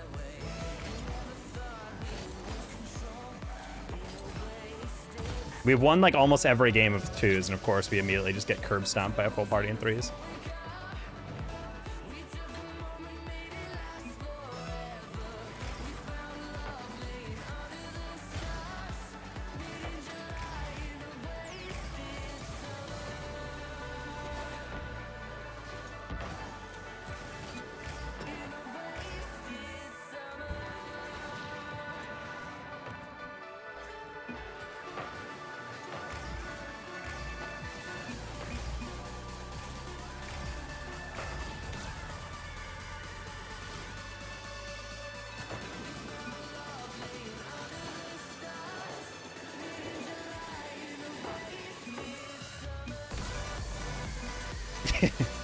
I had to congratulate Hotshot for winning the other day with Nex and Polar. Wait. Wait. Hold on. Wait. With Nex and Polar? Now I'm super confused. Wait, Hotshot, don't leave. I have questions. You just opened a can of worms about CRL that I need answered. All right, well, whatever. I thought Nex left. I didn't realize he was still there. That's crazy. He just got benched. Yeah, Bass and me are the same. Like, wait. Because I got told that Hotshot was swapped for Nex in the starting lineup, but I just assumed that was because Nex left or something. Nex unbenched. Yeah, that's what I'm saying. So then in Nace, I guess Nightyo is benched, and now I'm just like, okay, well, yeah, are they doing the thing where like Nace they play with a specific lineup and Night is the sub? Then he just triggered 2 CRL casters. That's what I'm saying. I need Hotshot to come into stream right now. I never had an airbag go off even when my brother crashed into large rocks at 70 miles per hour. That sounds like a lawsuit. We got hit like 27 miles an hour. The car got T-Mo on the side I was in, but I'm good. Don't worry. Oh, solid. I'm sorry. I didn't see that. Well, hopefully you're healing up. You should still probably go to the ER anyway, if you got hit hard enough. Because I've had moments where I've had friends get in accidents and they were like, yeah, I actually feel surprisingly good. And then they collapse later because they're internally bleeding and they didn't realize it. Because in the immediate aftermath of a crash, your adrenaline takes over and you don't feel that pain. And then later it settles in. You're like, oh, it's soreness. And then it's like, no, it's because you're actually bleeding inside your body. Isn't where the blood's supposed to be? No. Not in that way.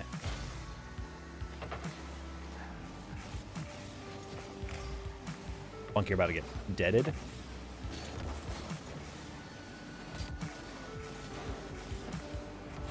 Oh my god, I was about to say, I'm like, where's the second? Like, no one followed me in the back where they were both in the goal. We did so much damage in the sensor that it failed. Oh, damn, you hit new high score.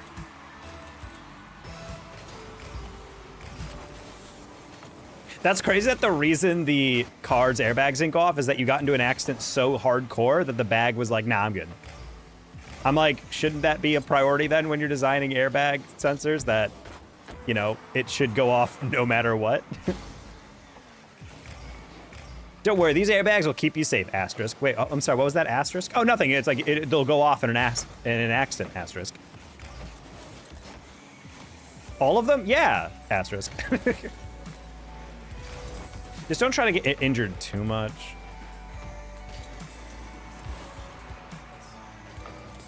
An easy lawsuit against the manufacturer? That's what I'm saying. What game is this? Morrowind. Good eye, Kyle.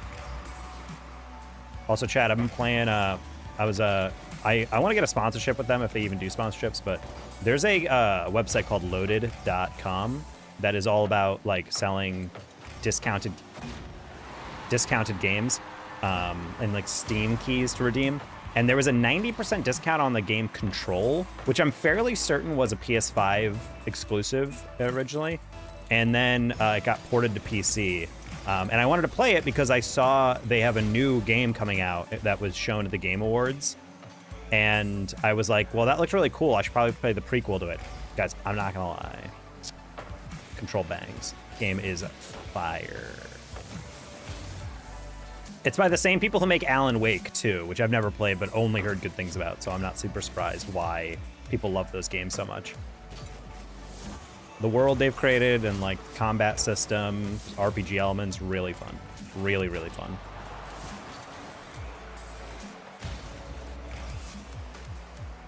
I gotta say, it's horrible marketing for a game, though, because imagine being like, hello, X Control, and they're like, oh, you want a controller? And Google has like no idea how to handle that game. Wait, that's actually hilarious. Dunked? Aw.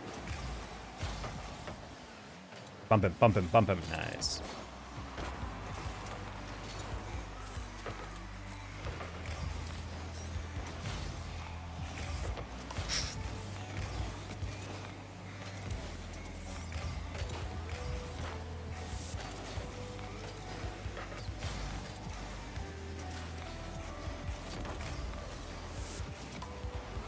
I saw Wood creep up, and that was exactly why I did it. Because I'm like, I think you're a little too far away.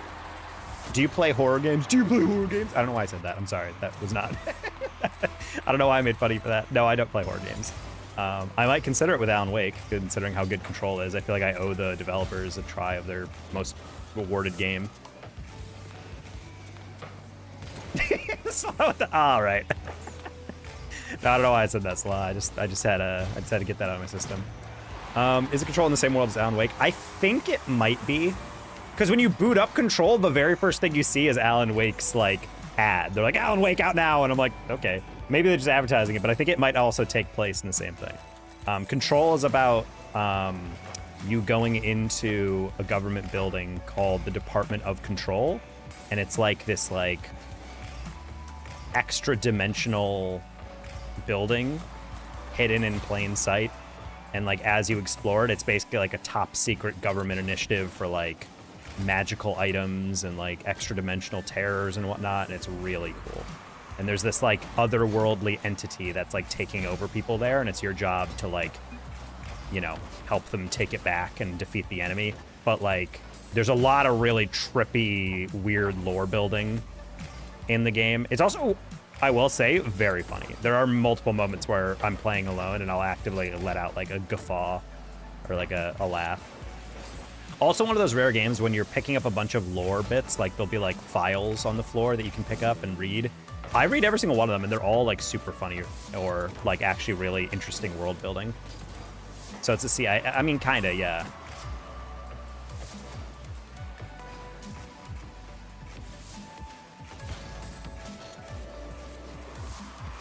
No, but the world building is insane in that game. It's very fun to play. So I'm like, there's a lot going on here that I cannot wait to see.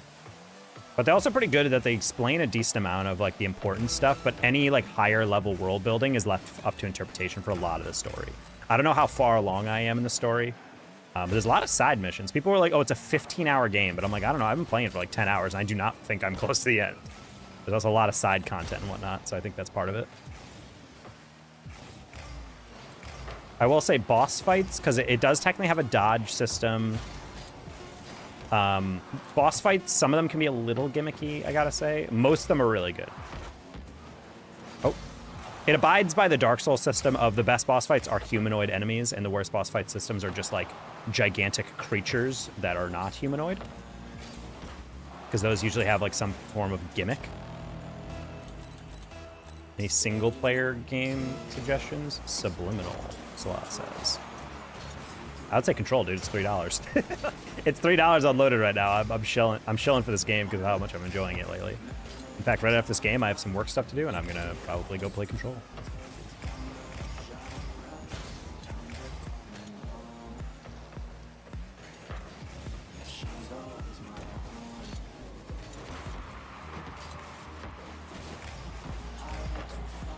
Excellent save by that guy.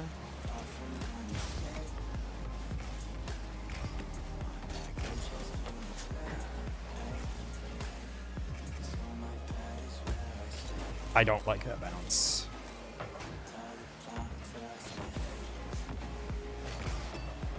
Nice. Control was a 10 out of 10. Glad to know you also played it. Have you played the Stanley Parable? I have not. Isn't that like a puzzle game? Or am I mixing that up with someone else? Also, chat, I will say another game blind spot of mine that I didn't fully lock in with is never played Portal.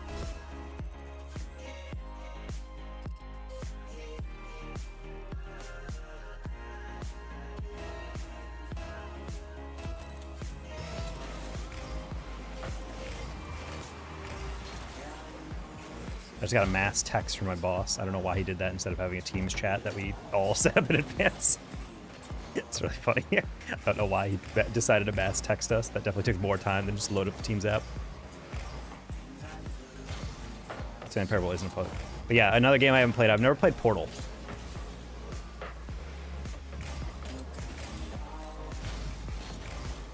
Forgot I was lurking. Matto came in. Can't help but yap. I'm not gonna lie, my brain was off. I forgot we won the last game. I thought this was the overtime of the previous game. I'm zoned out. Teammate says I got it. Okay.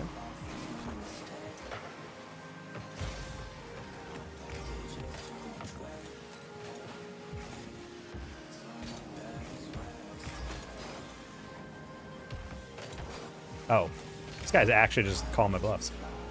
I just lost my matches. Oh, I'm sorry.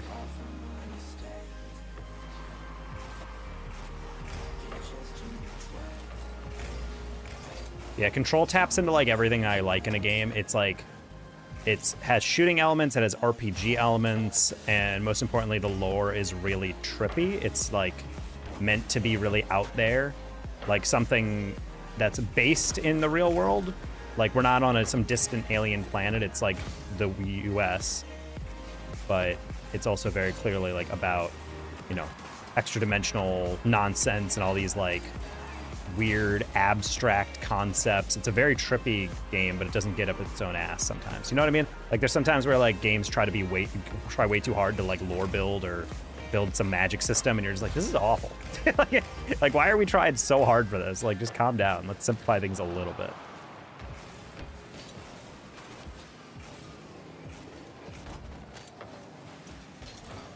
All right, I'm gonna go buy taco. Bye, slaw. I'm gonna call you Cole Slaw. Because you're the first thing I throw out of every barbecue. What? It's neat when story games start with normal reality and then start peeling layers back. That's kind of how this game is, in a way. I mean, it doesn't take too long for you to get into, like, trippy stuff. You walk in to the agency and, like, everyone is, like, gone. Like, the building's basically empty. You're like, what? And then you meet, like, the director in his office, and he's already killed himself. And then you find out through picking up the gun that he used to kill himself, you become the new inheritor of this, like, magical item, the gun that he's using, and you become the new director. And then you, like, walk out of the office, and all the director photographs on the wall are automatically you and whatnot, and everyone in the company now immediately recognizes you as the director. And I'm like, it's a really trippy thing of like, wait, what the heck? What's going on here? You really dig Portal? Oh, I bet. Yeah, that's honestly what made me start thinking about Portal, because I'm like, this feels like lore and story that I would like. I think Portal definitely leans more into comedy. Control's more about like just being like a little bit more edgy, but there's definitely good comedy bits in there that I'm a huge fan of.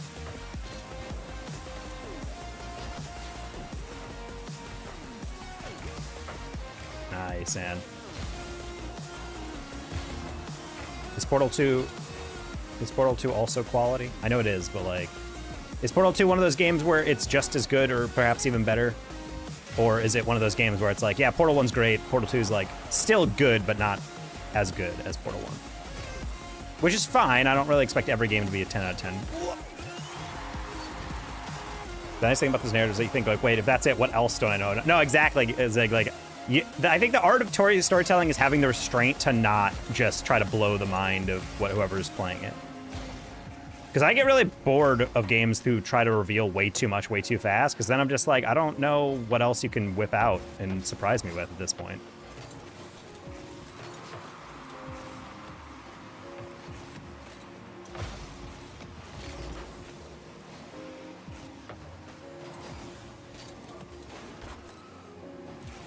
I'm just gonna, no! I'm so sorry, teammate! You just happened to collide into me. Nice.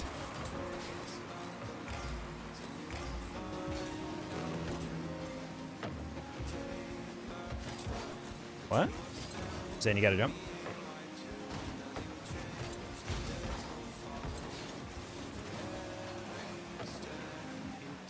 The Dragon Ball effect? Ah! That's all I think about with Dragon Ball. It's just Goku or Vegeta powering up and just yelling for 20 minutes of a 30-minute episode.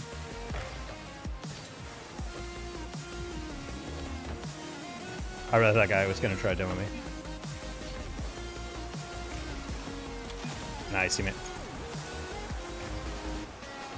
man. High on Life seemed like the game no one could ever ask for ever. High on Life, I haven't heard of that. I just play on my realm. I don't know any Bed Wars or anything. Wait, chat, we're almost at GC3 on 2s. Damn, it is a Winsday. Portal 2 is stronger lore. Portal 1 was done just a bonus game with Half-Life 2 in the orange box. Okay, that makes a lot more sense. Because, yeah, that's what I keep hearing is, like, the people who make, like, Half-Life are, like, it's attached to Portal in a way. But that makes a lot more sense. They made Portal just being like, yeah, this will be a fun little game. And then everyone was like, this is amazing. And they're like, we should probably make it, like, its own actual thing and flesh it out a bit more. That is cool. Wait, it's Saturday, right? Yeah. Portal 1's still very strong. I mean, Portal 1 just has great, like, mechanics. I think any game, as long as you're halfway decent with a story, you can float a big game off of just sheer mechanics. Like, the cultural stranglehold Portal had on gaming for a while, just because of just going bloop, bloop. I mean, guys, we got the legendary Esports title of Splitgate because of Portal. A game that we all still play to this day.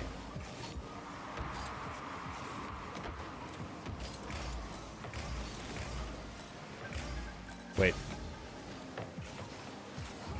I didn't think Demon would bite on that. Okay, well.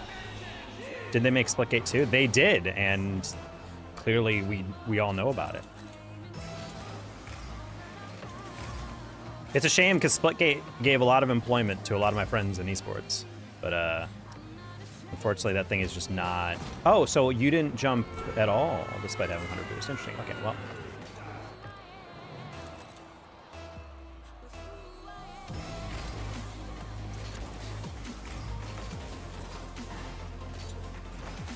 They collectively memory hold it. Yeah, it was too good. Honestly, the thing is, like, everyone I've talked to who played Splitgate was like, this game is pretty fun. The issue is that it is it's one of those rare moments where, like, Rocket League is such a crazy thing, because when you talk to the developers about Rocket League, they were like, we were just designing and screwing stuff around in the Unreal Engine, and then we discovered, hey, we could make a sports game out of this. And that led to SARP, and then eventually they refined it a lot better with Rocket League.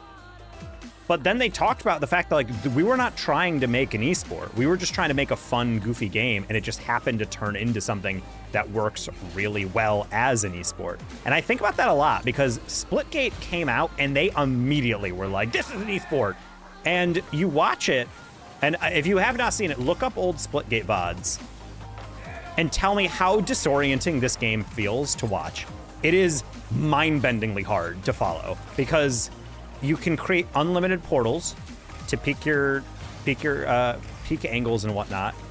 But the issue is because of that, pros or high-level players will just create like a bunch of portals and just kind of like peak and then go back in, peak and go back in, and you can do it at any distance. So then the issue then becomes you're trying to like follow how this map goes. But the reason COD and CS and Val are very easy to follow is because you know exactly where on the map they are. Whereas in Splitgate, you'll be watching a guy come around a corner and then fire a portal, and then suddenly he's literally behind the enemies on the opposite side of the map, literally the entirety of the map away. And you're like, wait, hold on. And then right when you focus, he slips back through that, or gets another portal and goes through the ceiling of another floor of this multi-layered map. And I'm like, what is happening? Like, it's so hard to follow. You have no idea what's going on. I used to talk to the casters of Splitgate, and they were actually like, we're just guessing. Like, I'm just vibing, like, at a certain point. Like, there's no definitive way that I got left in a 1v1 with 100 boost. All right, see ya, Asti, GG. Single-digit hour game. Does that time so strong it necessitates a second one. Wait, really? Portal takes less than 10 hours to finish? Is it like a direct game? Like, you just play... like the game out, no side missions, and it just takes like 8 hours. Highguard was a nice reminder of just how the video game loop something every game I follow stream, and Highguard never heard of it before. Well, hold on. But that's the thing, Sheep, is like it got released. You're not alone in that, because it got released as a trailer at the Game Awards. The thing is that they didn't do any other marketing outside of that. I think they blew their entire budget on that. And then people used to make memes like, hey, Highguard comes out in 3 weeks, and their Twitter has not tweeted since then. And then literally leading up all the way to, I think, the day before, they did not make a single tweet. And if you look at their Steam chart, it's like a big spike, well, a decent spike, and then it just immediately dips back down. So a lot of people are trying it because they're like, well, Jeff Keighley really likes this, and it is a pretty decently known studio, so let's try it out. But honestly, a lot of the people who I respect their opinions on it, they're like, the biggest issue with Highguard is like, it just doesn't feel optimized. Like, they're trying to make it a competitive game, but like, the maps are way too big. You can only cover so much space. So therefore, when you're watching, it's not really, like, it's not fun because it's just too empty.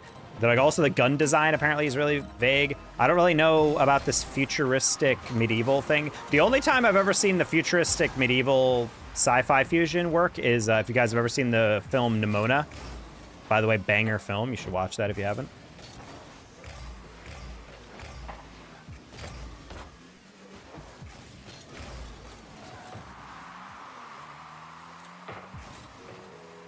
No, I'm the same way, M-Dog. I've recently discovered, like, I've been getting way heavy into, honestly, the same as Isaac App, Turtle's posts about gaming.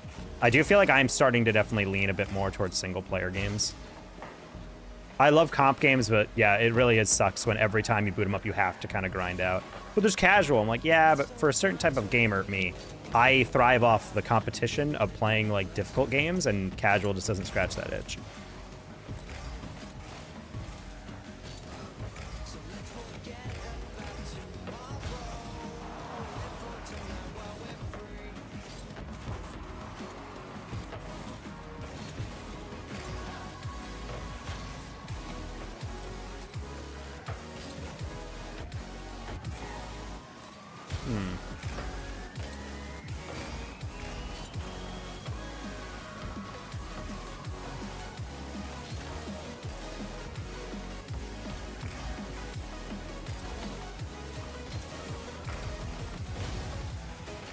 Okay, I wanted to cut that, but I realized halfway through he'd probably gonna destroy me after I did. Noise. Also, supposing higher games weren't because Jeff liked it, not because the studio asked. So that's really funny, actually. I will say, Jeff, they feel like he's a corporate shill, but he does feel like he actively, genuinely enjoys a lot of things about gaming and a lot of like specific things. And I will admit, like when I saw Highguard, I'm like, I can see how this works because I think ultimately, I think this has always been happening in gaming, but I think it's just become a lot more salient with Valorant's success. Is that Valorant blew up, in my opinion, because it was basically like, hey, if you've played CS, this will feel familiar while also still fresh. And I feel like that's what Highguard was trying to do. They're like, we want this to be kind of like League, but also kind of like an ability shooter, and also kind of like, and I'm like, if you're blending too many things together, it kind of becomes a bush, in my opinion. And this is someone who doesn't really play a lot of other games, so I can't really critique them because I don't know what it's like to grind Valorant or CS or Overwatch or whatever, but it felt like as I was watching it, I'm like, this is trying to be a lot of different things. And yeah, maybe you can combine them and it works well, but like also a lot of times I feel like those games just become nothing. Because ultimately, like, I think you need to have a game that's satisfying on its own without tapping into the nostalgia or existing positive feelings inhibited by another game, if that makes sense.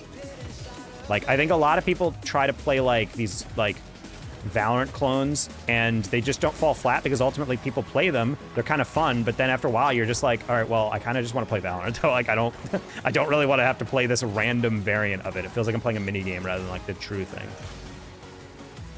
I was raging. I play R6. It's a comp game. Yep.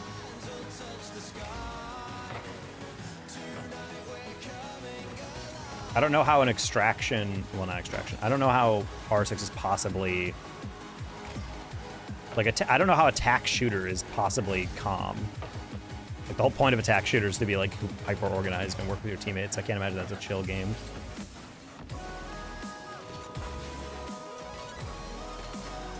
I think it's like single player because you don't have to rely on anyone else, so it really takes away a lot of the tilt of dealing with randoms. Or ping, you know?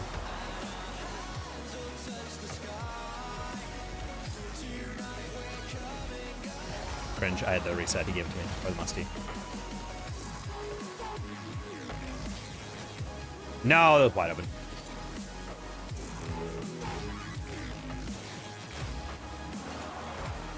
Wait, Creed, what? It was right at him and he tried to catch it. Sad.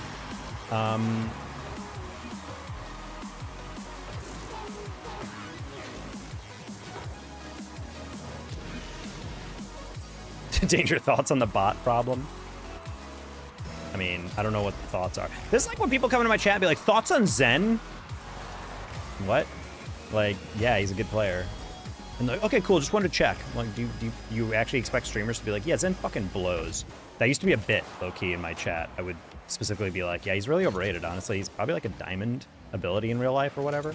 And people would just be like, what are you talking about? I'm like, buddy, you can't ask a question like that and expect me to give you a serious answer.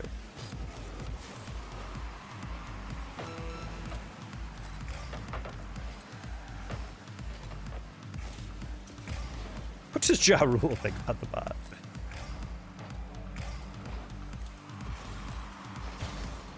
I want to know what Jeremy Renner thinks. If only there's an app for that. Holy flick.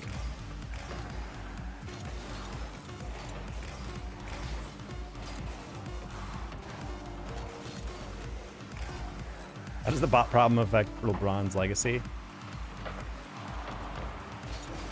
Someone the other day was like saying like, and it's crazy. Like LeBron had a dunk the other day in a game, and they were like, man, he's jumping a full foot shorter than what he used to, like when he was younger. And I'm just like, dude, he still has a 36-inch vertical. I think that's pretty impressive for a 41-year-old. Like, let's calm down here. Wait, +0. Fixing soon.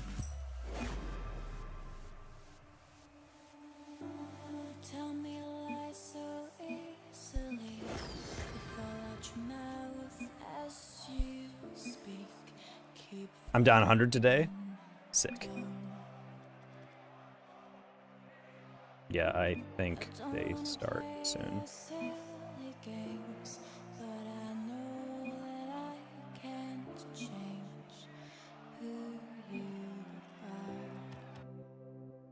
Oh, I just exited without saying love you too to Creed.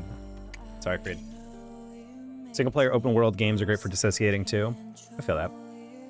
I think more games need to be about exploration. I was chatting with a girl the other day who was saying like she's been liking a lot of games, but she's like, there's some like people like the exploration of a game like Breath of the Wild, but I think like once they have to like engage in like the combat scenarios, it's a little less. I'm like, they should really just have more games that are like a Breath of the Wild world, but more about like Stardew Valley at scale. You know what I mean? Like really make it like an open world exploration, and it's just kind of like a vibe. Like you don't have to fight, you just chill. And I'm sure there are games like that, but I'm like, I need to know them so I can suggest them to people. Because that was a review from several people that I've like showed Breath of the Wild to or something. They're like, I really like this, but the combat stressed me out. And they slowly got better at it, but like part of them was just like, I kind of just want to do something more relaxing. I'm like, yeah, I feel that. They're like, I love going into caves, exploring, and going through puzzles and whatever, but I also got to say Breath of the Wild gets irritating because I will say, I'm not the first person to have this opinion, but Breath of the Wild and Tears of the Kingdom, as much as the weapon durability system is kind of interesting, I think ultimately it flies in the face of what makes the game fun about an RPG, is because like so much of RPG culture is around finding a cool sword or a cool shield or whatever and then using it. But because the weapons break down, you're fundamentally like disincentivized from ever using the weapon because you're like, well, that's eventually going to break. I don't want to waste it on a random enemy. I don't want to waste it on this tiny boss. I don't want to waste it on blah, blah, you know? So like after a while, like even when you get like a legendary item or like something from like, you know, a main story character, like you have earned this power or whatever, you're like, I don't even want to use it because I don't want to break it. Are you GC3 yet? I think this game is our GC3. Aiden KJ. Yeah, we've been grinding today, trying to get back to everything. It's gonna Aww.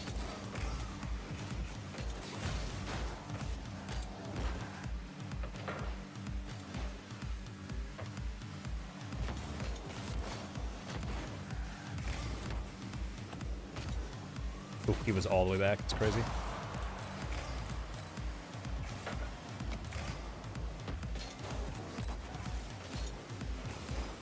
Oh, I saw him cut a little bit. I'm like, I'm going to try to pre-flip that, but that's kind of stupid. I should stay on the ball. No, we lagged out. No, I'm dropping frames. All right, my teammate got demoed there. Kels, what if you flick this immediately? Yep. Excellent job, Johns. That's fine. You have that. I shouldn't have assumed that, but good job. No way you get the 50, right?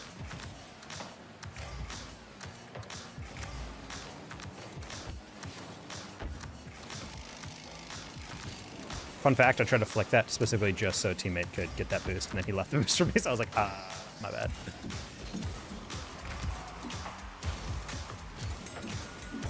What? I didn't expect him to beat me there, I'm not gonna lie. There's a new climbing game that dropped called Cairn. Very much seems like a vibe game.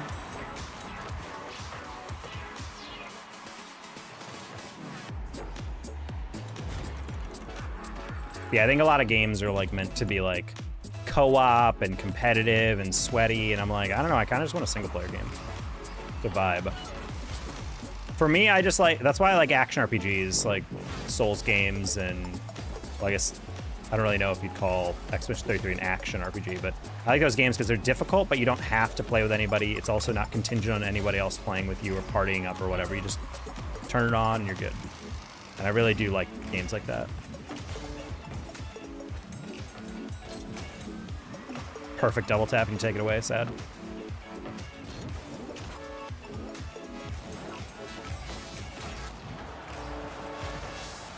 Nice! Hey, Darad. I'm good, how about you? I'm doing all right, KJ. Just trying to get back into streaming. Honestly, I've been off for so long, I run out of clips to edit, like dead ass. Like I can't even make shorts right now because I have nothing in the clip repository. Horrible touch.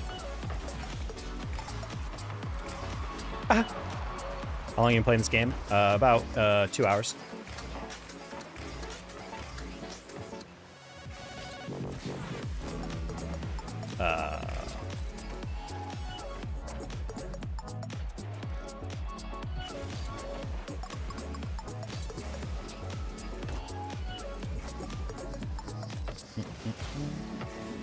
Nice. I realized halfway through his recovery on that. I'm not gonna lie, that guy jumped so horribly for it, but he inverted the last second. And I did not realize I love feet adjusted that way. That was real bad.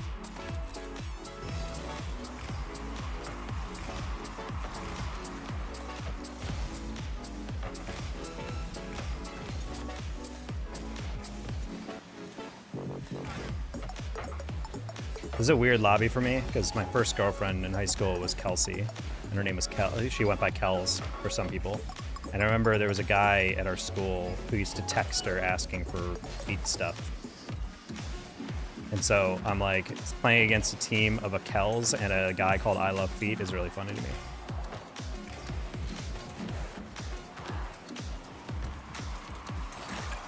Sad. What a throw. That was a pretty bad one. That was objectively all my fault on those 2 goals.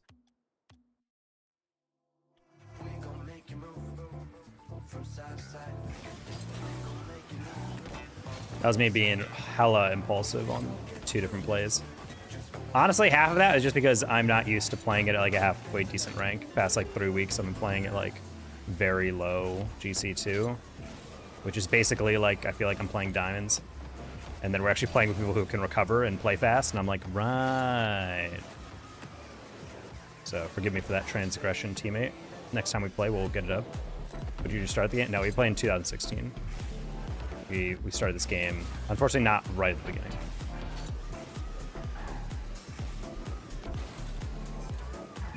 Had someone named Feet thought of you, yep.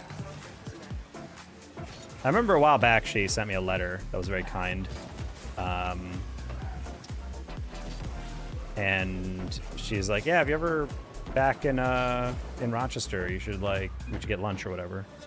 And I'm just like, okay, well, I'll never be back there, but okay, sure. If I ever go to there, I'll remind her about the Feet guy.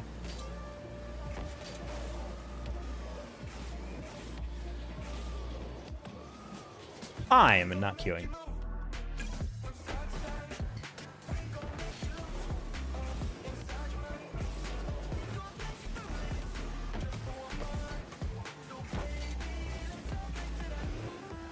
Honestly, a short I've wanted to make recently is people have been doing this debate. Jinxie was on stream and he said that there's no game with a higher skill ceiling than Rocket League, which personally I agree with.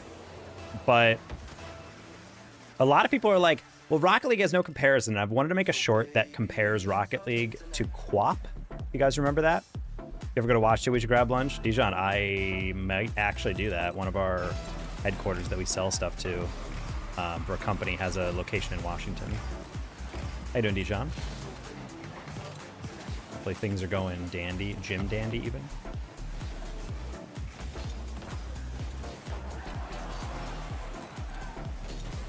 But yeah, the video is basically just describe. Like, I wanted to do a short describing like the reason why Rocket League is so difficult is because it's like QWOP. And if you guys have ever played QWOP, that is a very hard game to play. Specifically because it isn't just running straight forward and pressing 1 or 2 buttons in a button combo. It is like an insanely hard to figure out in what pattern do you press certain buttons. And for those of you guys who are too young to remember a QWOP, QWOP was a game in which you use the Q, W, O, and P keys to control, I think it was Q and W controlled the thigh muscles, and the O and P controlled the calf muscles of a runner. And the job was to basically have this ragdoll runner like make a 100-yard dash, and it was a test to see how well you could do it. And the only way to do it is to like master like a really crazy pattern of button presses in order to actually run. And I feel like that's exactly how I think about Rocket League.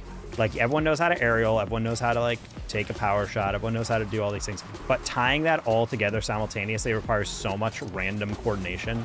On top of the fact that you're not just controlling like a character in XY space and then aiming in an XY space, you are controlling your car's rotation, boost meter, tracking the ball, you know, rotating around them in a formation, and there's like a trillion different things you need to keep on track of, not even including just the mechanical aspect. I'm doing good, how are you? Not well, we've not been able to stream as much because my job is keeping me very long hours, unfortunately. So trying to adjust to that new schedule has been a little brutal, not gonna lie. We got a car, though. That's nice. Oh.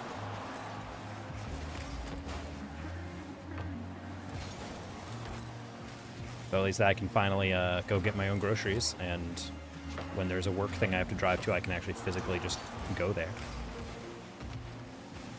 Instead of having to Uber there and back every time. That's fine. Force your schedule, but secured vehicle? Yep. My little 2022 Kia Rio. I love it. It's so small. Drives pretty well, though. I gotta say. I expected it to be a little bit more clunky, but it's not. It's actually very smooth. I learned hilariously in the model I don't get a key fob, so I just have a physical key to have to put into the keyhole and unlock my car. It's a little strange. I thought that was kind of like a standard thing. I also learned I don't think I have cruise control. I don't think I have it. So that's gonna be an adjustment. How's you and the lady? I do not have a lady. I also just don't talk about stream anymore because recently a couple of you guys, especially from the YouTube side, have been really weird about my dating habits. Because like DM me on Discord. Like, hey, what's your girlfriend's name? Hey, how's that going? Blah, blah, blah. And I'm just like, hey, buddy, I don't really want to involve you guys with that. So, new rule is basically I'm not talking about my relationships on stream. Because you guys are getting parasocial. Oh. We can elope this weekend. How's your lady? How's the fam? Who's the newborn? Not who, how. Who are they? Who is this child? Actually, I can't even say newborn, I guess, anymore. If you're ever in Phoenix, we will grab lunch. I just realized I thought I had a meeting there, but I think that client got snaked. So I was gonna have a meeting with a law office in Phoenix. So I was actually gonna hit you up and be like, yo, how'd you know we're having number 3? Didn't you say that your wife was having a kid? If you're currently in the planning stages of another kid, then I jumped the gun on that one, but I thought you already had the kid there and you cleared it. I don't know why I said cleared it as if you sought chat's approval. Hey chat, can I have another kid? You're like, all right, check the poll at the top of the chat.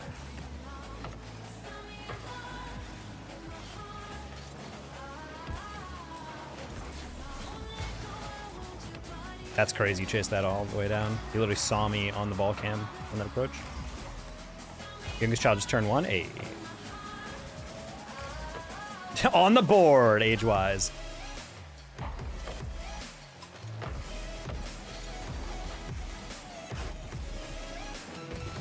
Oh.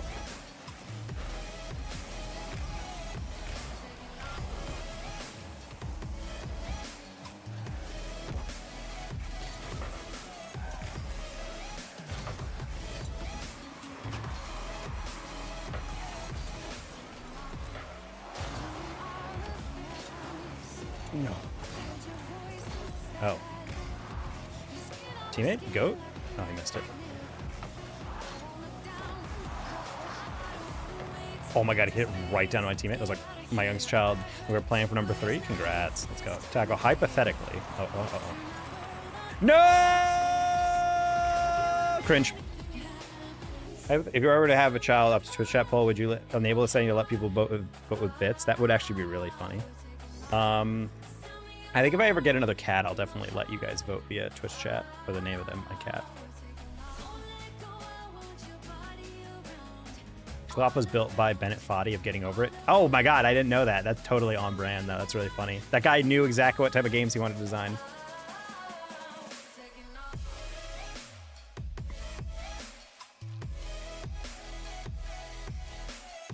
Yeah, I don't ever want to have kids, but I could see myself getting a cat in the future and then being like, all right, chat, what do we name this?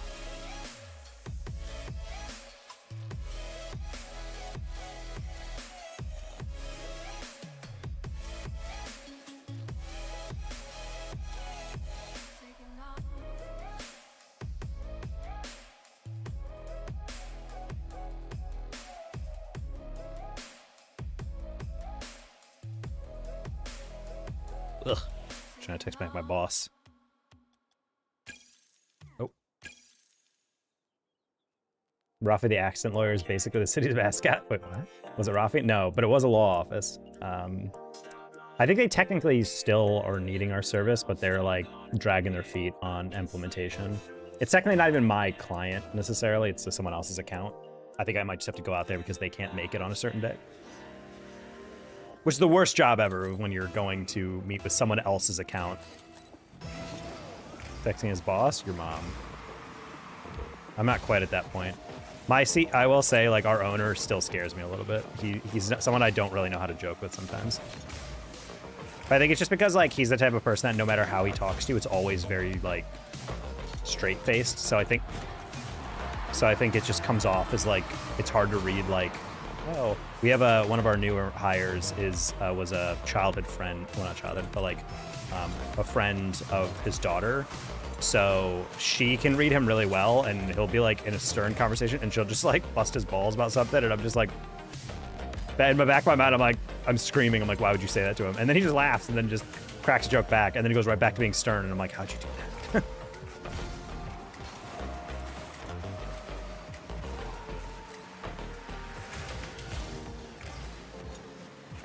Hey, Moonswrath.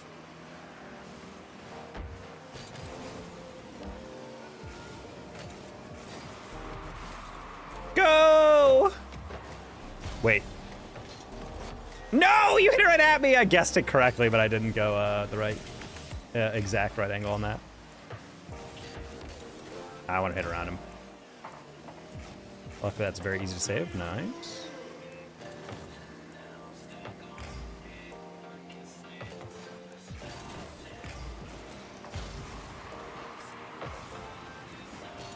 Got a way more power than I thought he would. The inner psych major is taking over. I mean, it doesn't not ever be in the back of my mind.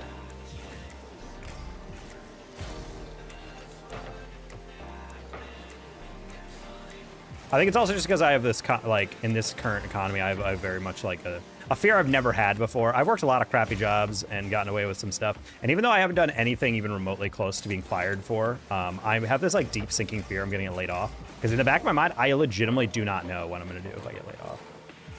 Like, job market has been so ass, I don't even genuinely know what would be the next step.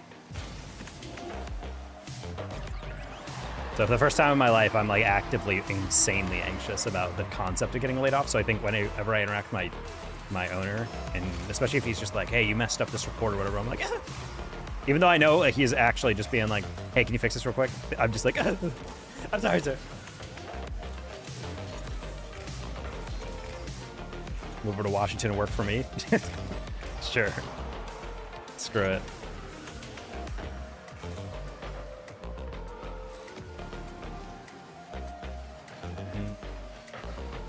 Nice. I got that for like the first 5 years at my job. That's crazy. Well, you also like work in like kind of corporate America where it's like, they'll fire people because it's like, oh, well, we're not doing well enough. Well, no, you were just in the bottom 10% of producers or whatever. Oh, so like I was doing well? Yeah. Well, by other company standards, it's like, okay, well, was I losing the company money? No, you're actually gaining it. Okay, so why are we getting laid off? Just because it's just good to fire people, you know? So I always hated that stuff, like talking as a doctor, or really any of you guys in the community that are like, who work in corporate jobs. Like hearing you guys talk about end of year layoffs is so ridiculous. Because I'll look up where you work and I'm like, you guys are not hemorrhaging money. It's insane to me that like workers are gonna lose their jobs because the CEO needs another yacht on his whatever thing. If our stock price didn't go up by 20% every year, then it's a failure. Fire everyone involved. And I'm just like, I don't know. Personally, I'm of the mindset that as long as you're making a profit, I think you're doing fine. Reallocate resources. Yep. No, unfortunately, companies should always have infinite growth. There should never be any stagnation in any way. I don't know. I'm like, if a company is doing good business and making profit, ooh, schneip. If a company is doing progress and making a profit every year without having to fire people, like, cool. I hate how, I think it was General Electric was the first company in the US to actively pursue that type of mindset of increasing stock value by just constantly firing and hiring people. Because prior to that, it was more of like an alien concept of like, why would we lay off people when we don't really need to?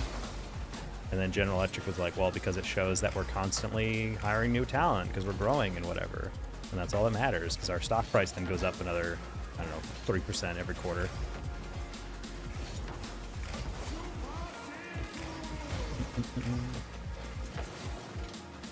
They also bought and sold like so many random companies. I forgot, like, as I was growing up in the late teens, like General Electric was like a garbage company.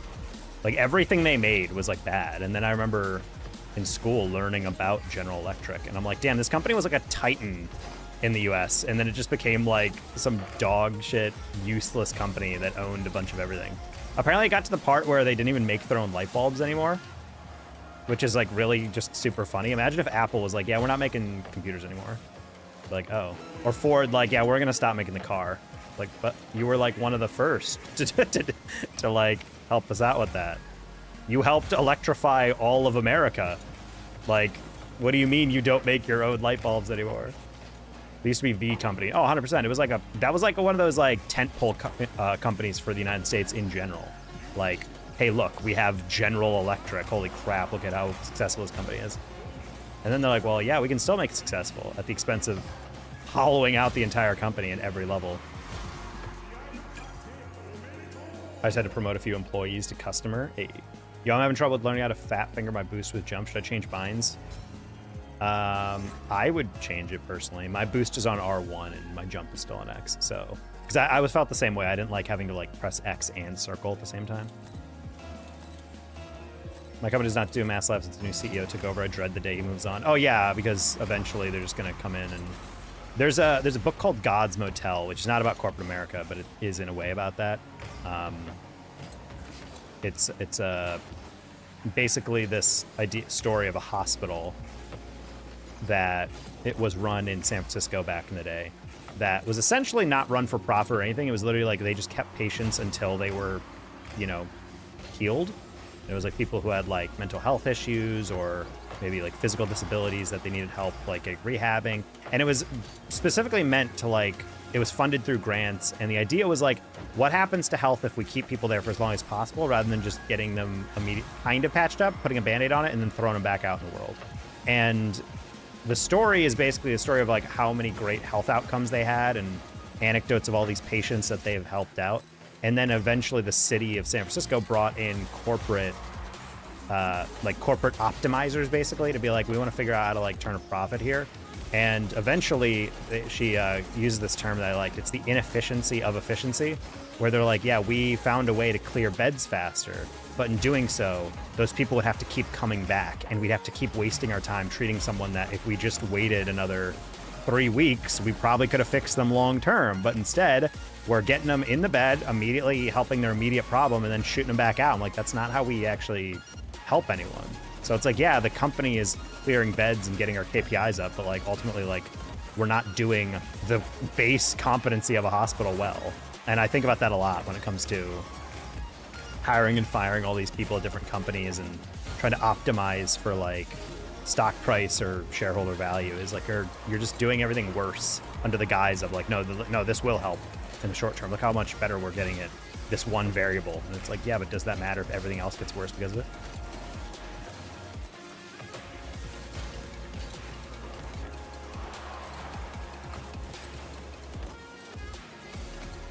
I mean, kinda, yeah.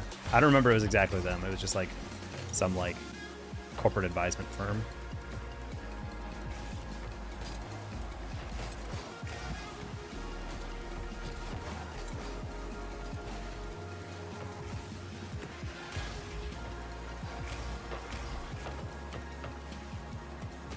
Not gonna lie, it was a really weird one.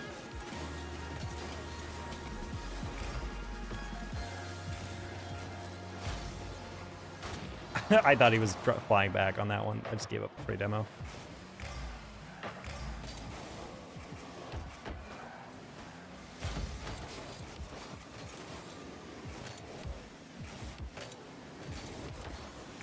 Should have flicked that earlier, no bad.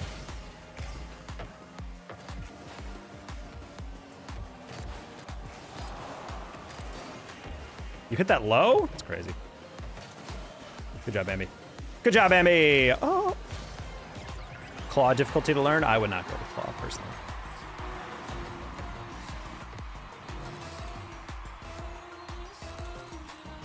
Yeah, I think mass layoffs just for layoffs' sake is always such a waste of time. Like, what are we trying to do here?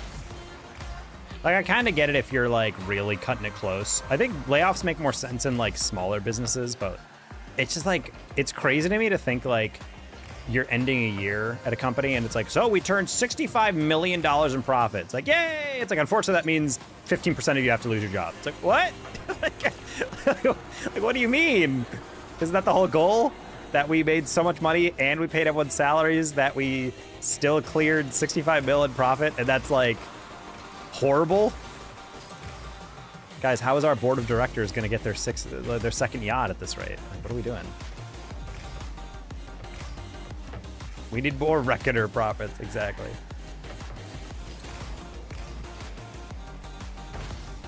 It's also just like stuff where like they're like, listen guys, like these rates are killing us. We pay over the market value for a lot of our talent, and so naturally it's like you just got to be able to keep the lights on. Meanwhile, you learn like the CEO gets like a pay raise and like a 30% bonus at the end of the year for like record profit or whatever, and it's just like, this is kind of psychotic that we're complaining that some people are paid too much and a CEO is making like $300 million as a pay package. Is just super incompetent management. I don't think it's incompetence. I think it's like deliberate malfeasance where they're just trying to like juice the numbers. It's the same as those ghost listings. We overpay for talent we don't need. Better get rid of them. Exactly. Paid over market value. People are just worked 100 hours a week. Yep. Yeah, you're getting your hourly value out of those guys, even if you are paying them, you know, 130K a year. I don't know why I jumped when I knew Bambi already went.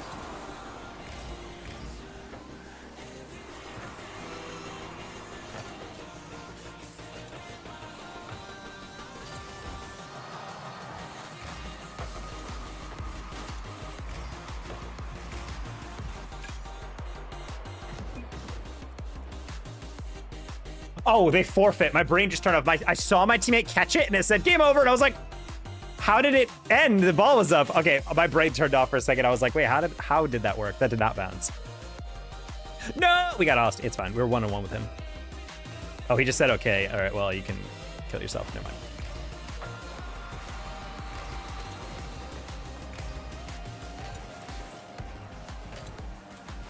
Definitely juicing numbers. That's kind of my vibe. Yeah, that's what I'm saying.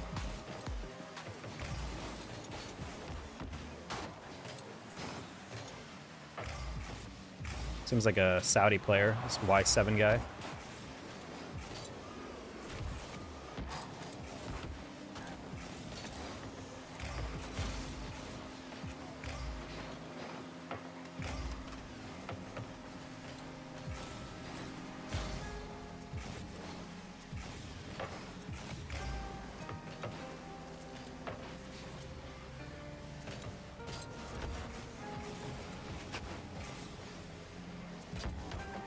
I meant to hit that a little bit underneath.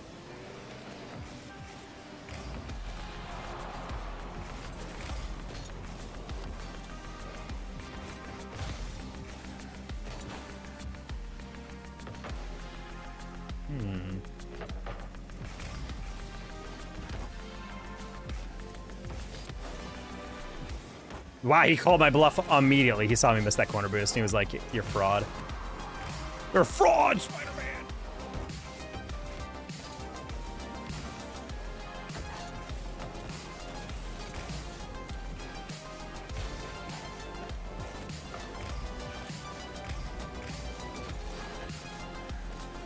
Demo the singular guy. Dude, I've never understood that logic.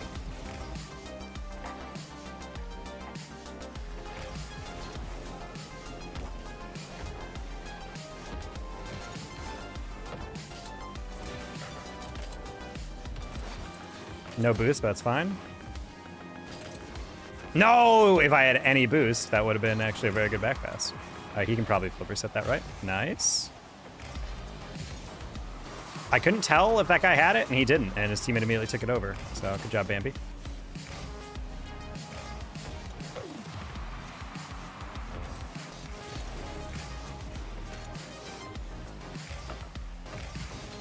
Oh. That was kind of a bot move by me, I'm not gonna lie. I didn't think he'd be that patient.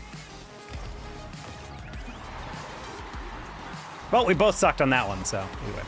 You can hire a contractor in limited terms, be done with it fully. Hiring employees and paying a severance leave is 100% in confidence. Yeah, that's a good point. I feel like some companies try to get around that by just making employees quit, deadass. Like, they just make the workplace horrible and give them a bunch of meaningless nonsense, and then the employees are like, I'm not leaving. You're gonna have to lay me off. Like, I'm not quitting. I don't know why you would ever leave a job with a severance package either.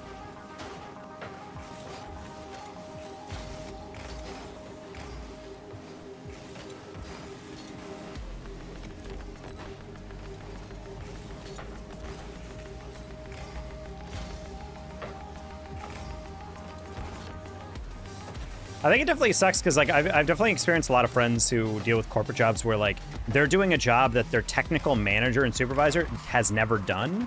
So they're, like, in charge of managing a team of people that have a skill set entirely different than their own. And in my mind, I feel like, for example, if you're like a software dev, you should be managed by a guy who's done that for a while. But instead, they're like, no, we're managed by a guy who's, like, done, like, technically a similar, but also not even remotely the same type of job. So therefore, it gets kind of awkward because, like, we're describing a problem to him, and he doesn't know the problem in the same way. So, like, we can't accurately get help from him because he doesn't even know how to address it. And he doesn't, because we're talking two different things, and it's just like, I don't even know how I'd handle that, dude.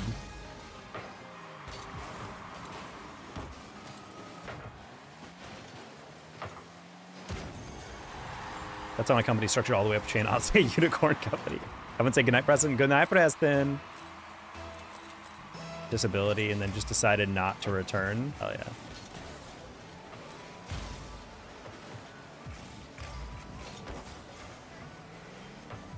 When you take sick leave, and they're like, what's your ailment? You're like, sick of this job, LMAO.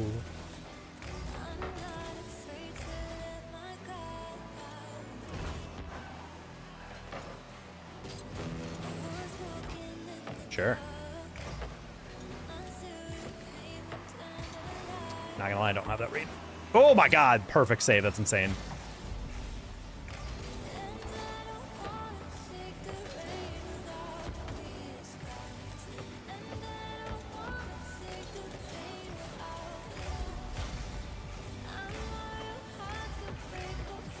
No, he was so greedy with that read.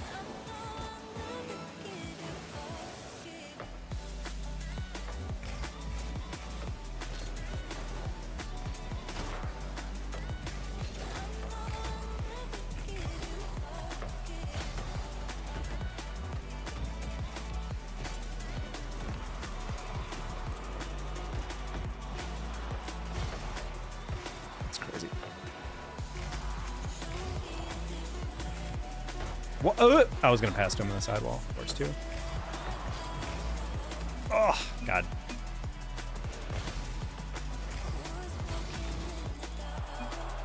Oh. Aussie says good one on that one, as if he did an air dribble to a play, miss the 50, and then act like, I'm 100 points ahead of you! Shut the fuck up! Are you kidding me? This guy's actually trying to tell me how to play the game? That's insane! That is insane!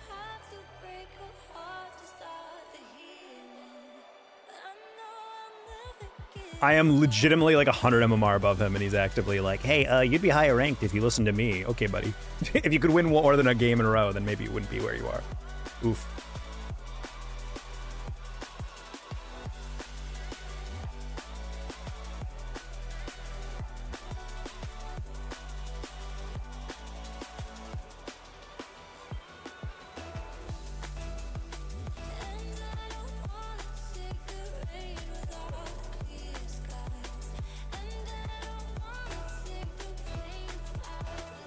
No, trying to get this text off, no! 666, brothers and sisters, excuse me?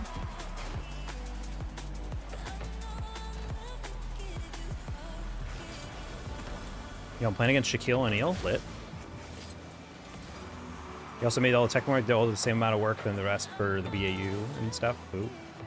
Oh, because he didn't want to be responsible for having a technical person on his team. Guy was a complete butthole, purposely pushed my anxiety to try to make me insane. Yeah. Honestly, Virgil's not in the chat, but I feel like he could talk a lot to that. Was like where you're overseen by people who have no idea what your job is, and then will complain that you're not doing your job well enough, even though they don't understand the job well enough to know that he actually is doing a good job. They just don't know what's happening.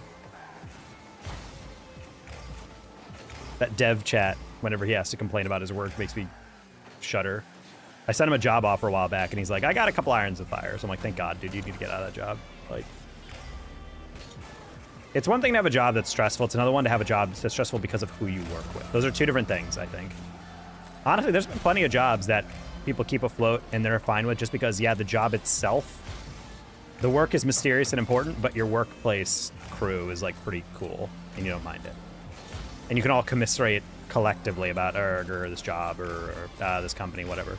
But when you have someone who's actively going out of their way to like make you hate going to work, that's when things get off the rails for sure. I had a woman, Grace, that I worked with that was like that. She was below me structurally, like I was in charge of the team she was on, but God, everything in her life was just like, I don't like being told to do. I'm like, well, maybe you shouldn't have applied for a research assistant job where you are literally the assistant if you don't like helping people or like being asked to do tasks. It was so funny. Remember I was training one of our new hires on how to do something in a procedure that I instituted, and she apparently, when I was out of the room, told the new hire, yeah, Jeff sounds like he's technically in charge here, but you don't have to listen to everything he says. And one of the PhD students literally turned to her, and she's just like, actually, that means you do have to listen to what he says. I do not ever hear you say that to another employee. And I was just like, thank you, my boy. And because I unfortunately made more than that PhD student, I bought him lunch. Nice.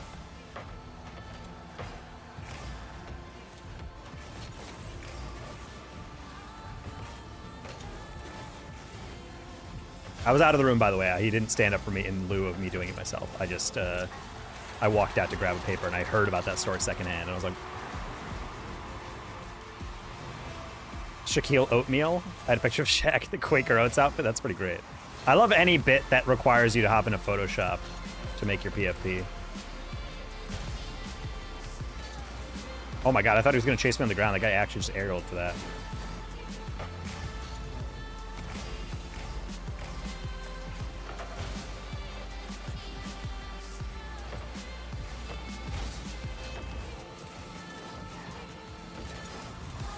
I gotta say, this Rushy guy is like freaking spazzy. He is just going 100% on every challenge. I don't think I've seen him fake challenge or slow down once. Jack, how you doing?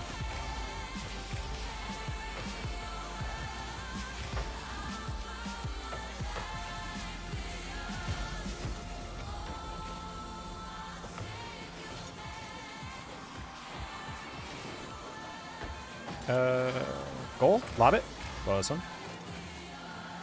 Bro didn't have the best lead up to that.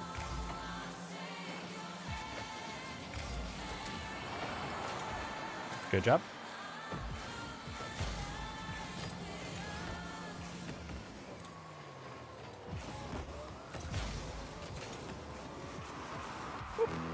I like to steal it away like that. I don't like it when you're not on the wall. Go, go, go, go, go, go. Okay, we're good.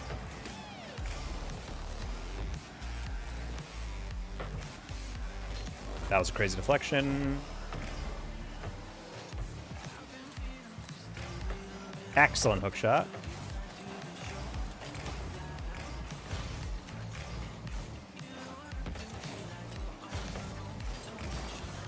I was very delayed on that. I deserve to get scored on.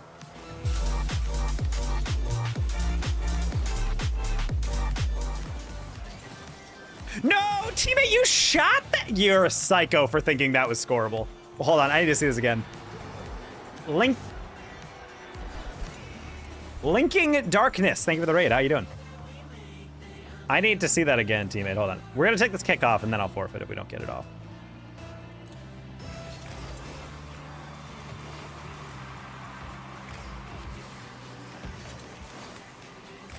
Okay, now we can forfeit. Teammate gave up anyway, so.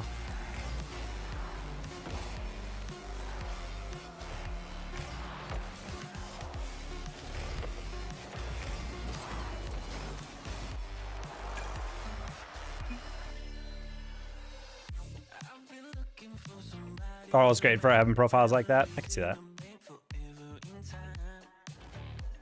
I always like, personally, the bit that people apparently don't like, but I like as a player who doesn't play the game, is those couple names on Valorant. Have you guys seen those?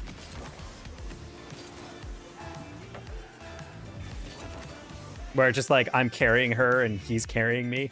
like two names in a duo. I'll be off now. Has been fun. Thanks, Linking. Appreciate the raid. I'll take care of your BBs. Welcome in, everybody.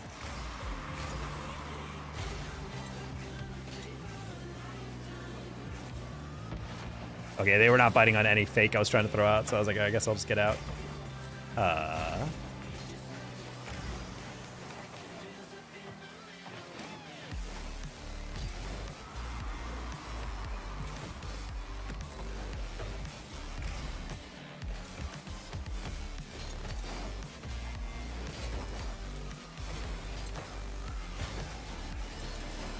Okay, I'll just get back.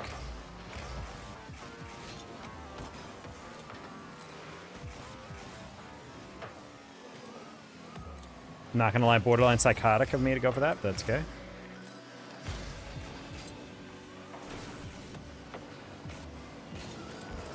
Oh. Not gonna lie, I thought he was a little slower than that. It's okay, teammate, you're not gonna get doubled on, right? Nice.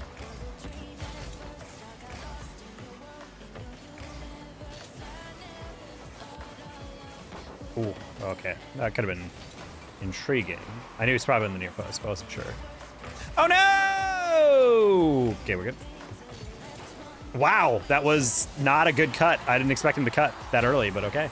Gotta go to bed now. Good night, everybody. Good night, Jack. It's okay, it's only borderline psycho. Sounds like my exes. Nah, I always find that kind of a red flag, you know? Whenever I like chat with people and they're just like, yo, my exes were crazy. I'm like, were they? Like, I can understand having one ex that maybe like scared you a bit or maybe was just like not exactly what you were looking for. But like every time some guy's like, yeah, all like 7 women I've ever dated, they're all psychos. I'm like, I will say there is something to be said about how you pick them. Like there's I remember seeing that a Twitter thread that was, God, I need to find it. I probably bookmarked it. But it was this woman who was complaining about dating. And she says, yeah, my last 14 partners have all cheated on me. And I'm like, okay, I have heard of people getting cheated on multiple times. That's awful. 14 though?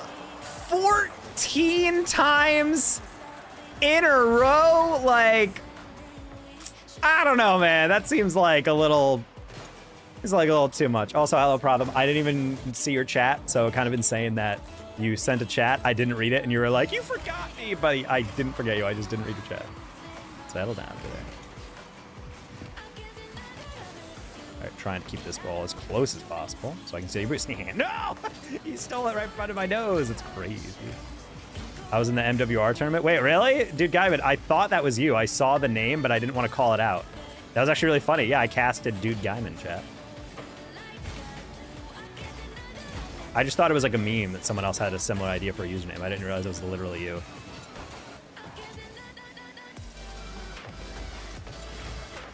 Makes it a lot quieter when you yell. Oh, I was doing voiceover work. That's a filter I have on for it. Thank you for the shout out on that. I completely forgot to turn it off. Yeah, it's a really bad filter in that regard. It's very good for voiceover work because it completely cuts out all reverb, which makes your voice sound really like buttery. But the issue is like, it has a really hard compressor on it, and I don't really know what's going on with that. What? Were they high GCRSL? I think the team you played were the eventual like winners. Those tournaments are funny because it's like a bunch of like players who are like high champ maybe again, and then randomly you'll just run into like a team of like entire SSLs. Were you playing in the Rocket League version or the Snow Day one? That was the one that made me laugh. Last minute, they just decided we're going to turn this 2v2 tournament into a Snow Day tournament. Oh, I forgot to forfeit first. Okay, now game, it should sound a little bit different. Why can't we gift memberships now?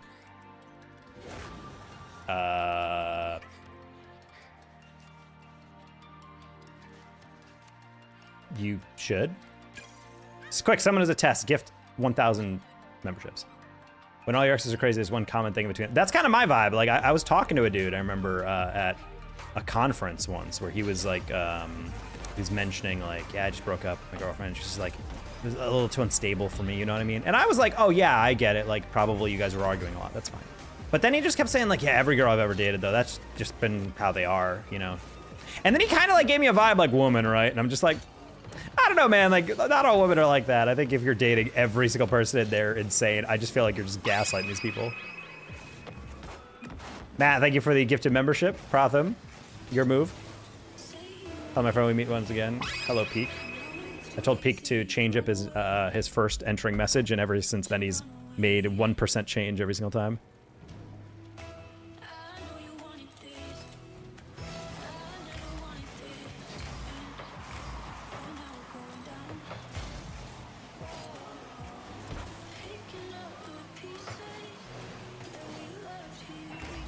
Oh, it's a full bot lobby chat!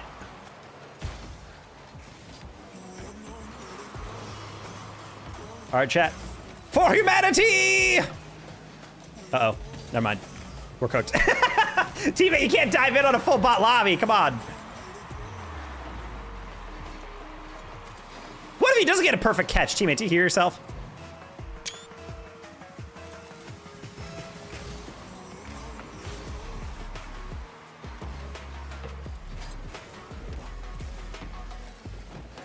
All right, we're cooked, Snake. You didn't chow. Teammate, you have 100 boost, and you're on the backboard, and then you don't immediately go when they're not going. Understandably, that's gonna cook us every single time. I just didn't expect him to be all the way back in the corner for that. Call the bank and tell them to stop playing with your money. That's what I'm saying. That's what I do whenever my bank denies a payment. Usually because I forgot to transfer something from my checking to savings. Or vice versa. Bots know how to dish? What the heck? Uh-oh, you guys are mentally challenged. All right, well, we're done. Go. I don't know why it took you 9 minutes to get back to the corner, but how you have no boost in that whole case, I don't know. Also, Snake shadowing a near post dish as it did. Okay, I'm sorry, but that's undefensible. Watch them free jump this kickoff. Like, that's insane, dude. We're gonna have to rotate back immediately on every kickoff. Okay, that's the first time they've ever not nailed a shot perfectly on that one. I was honestly like, okay, I can save that one, but he first touched that perfectly at the post.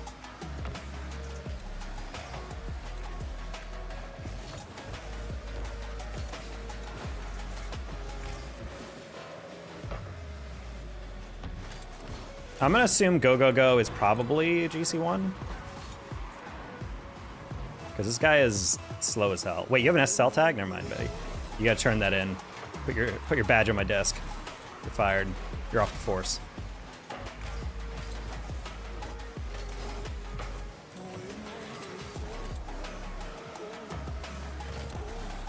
My teammate's moving upfield on a ball that we haven't cleared or have any possession on is pretty funny, though, I will say. It's a good bit. We haven't hit an aerial, dude. Come on. I thought that would be actually a kind of interesting play against bots, and then we just were diving in on everything. Okay, cool. If one's actually a player, no, these are all bots. Lost my GC3 off that. It's insane. Oh, what a surprise! Go is not a GC1, but he's a full 100 MMR below me. What a surprise! I know how to clock it. How to master port. There is not actually like a way to well, it's cheating, I guess. I normally do this, and then there's a Discord where we can tag people in for creators. Honestly, I'm just happy I'm not high enough where we're getting this every game, every series. I feel so bad for these people trying to stream in like SSL or something, and then like literally every single lobby you're dealing with this. That would drive me insane.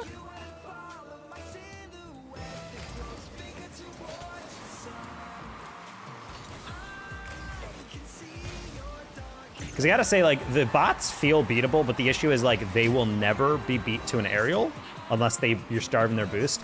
And they also know how to air dribble bump and actively, like, make passes, and they low-key kind of free jump them. So it's like, it's winnable in the sense that you need to have like a flawless game with no hesitation, which is a lot of high-level Rocket League, but like sometimes you're just gonna have those brief moments where like, oh, hold on, I gotta read that, and then in that moment you lose that aerial.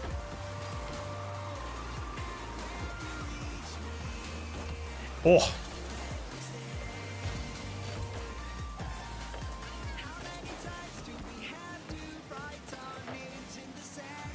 Oh, my teammate stole that. I was gonna say. We haven't got a rogue gifting. I don't think Taco remembers. I do remember. Rotham, you're assuming I'm like riddled with dementia, buddy. I'm only 31. Calculate every possibility you only win one of them. It's like literally looking at me and my teammate. Actually, that'd be a good meme. Me and my teammate playing against bots, trying to calculate the number of options we have in that scenario. It's just Doctor Strange with the one. Ah, God damn it.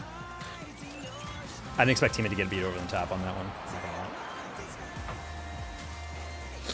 Could have been a way better touch though. When not playing bots, be more garbage at the game. I mean, that is an avenue you can take.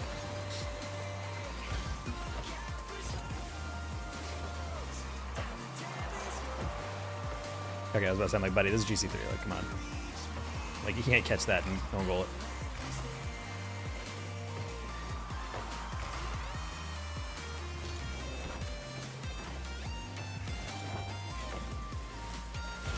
UNC Duke basketball is back. College basketball, let's go.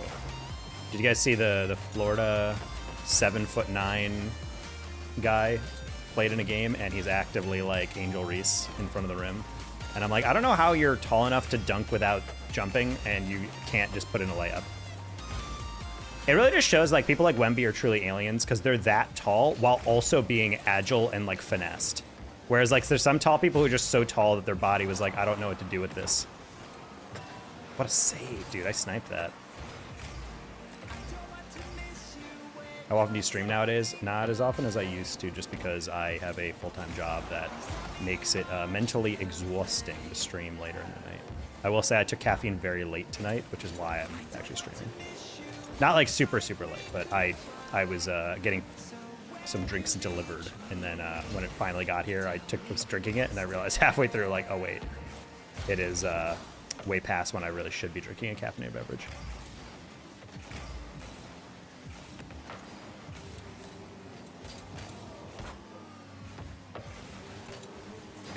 What are you doing? That wasn't even close.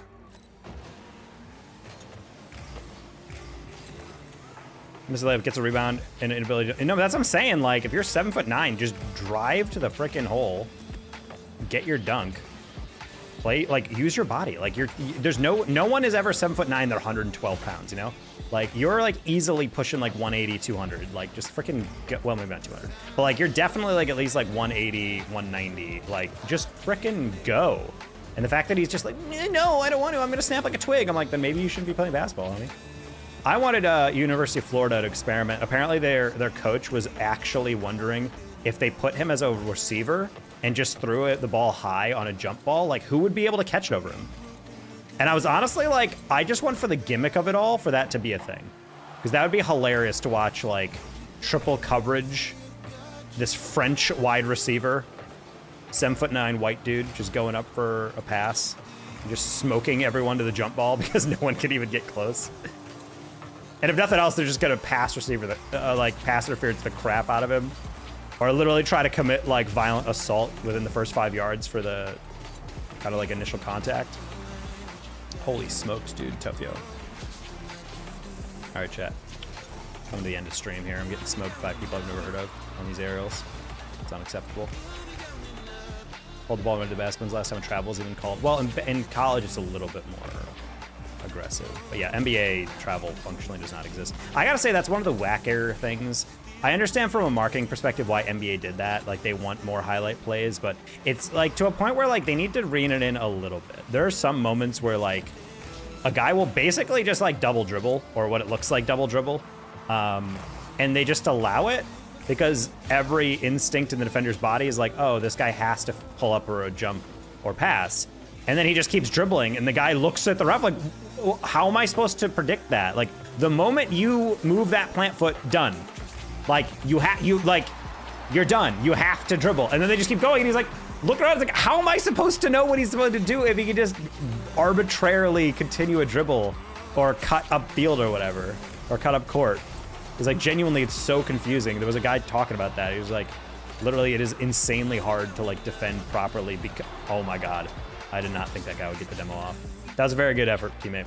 He just said, wow, okay, he should kill himself. All right, well, I'm gonna go kill myself, I guess. Bye, everybody.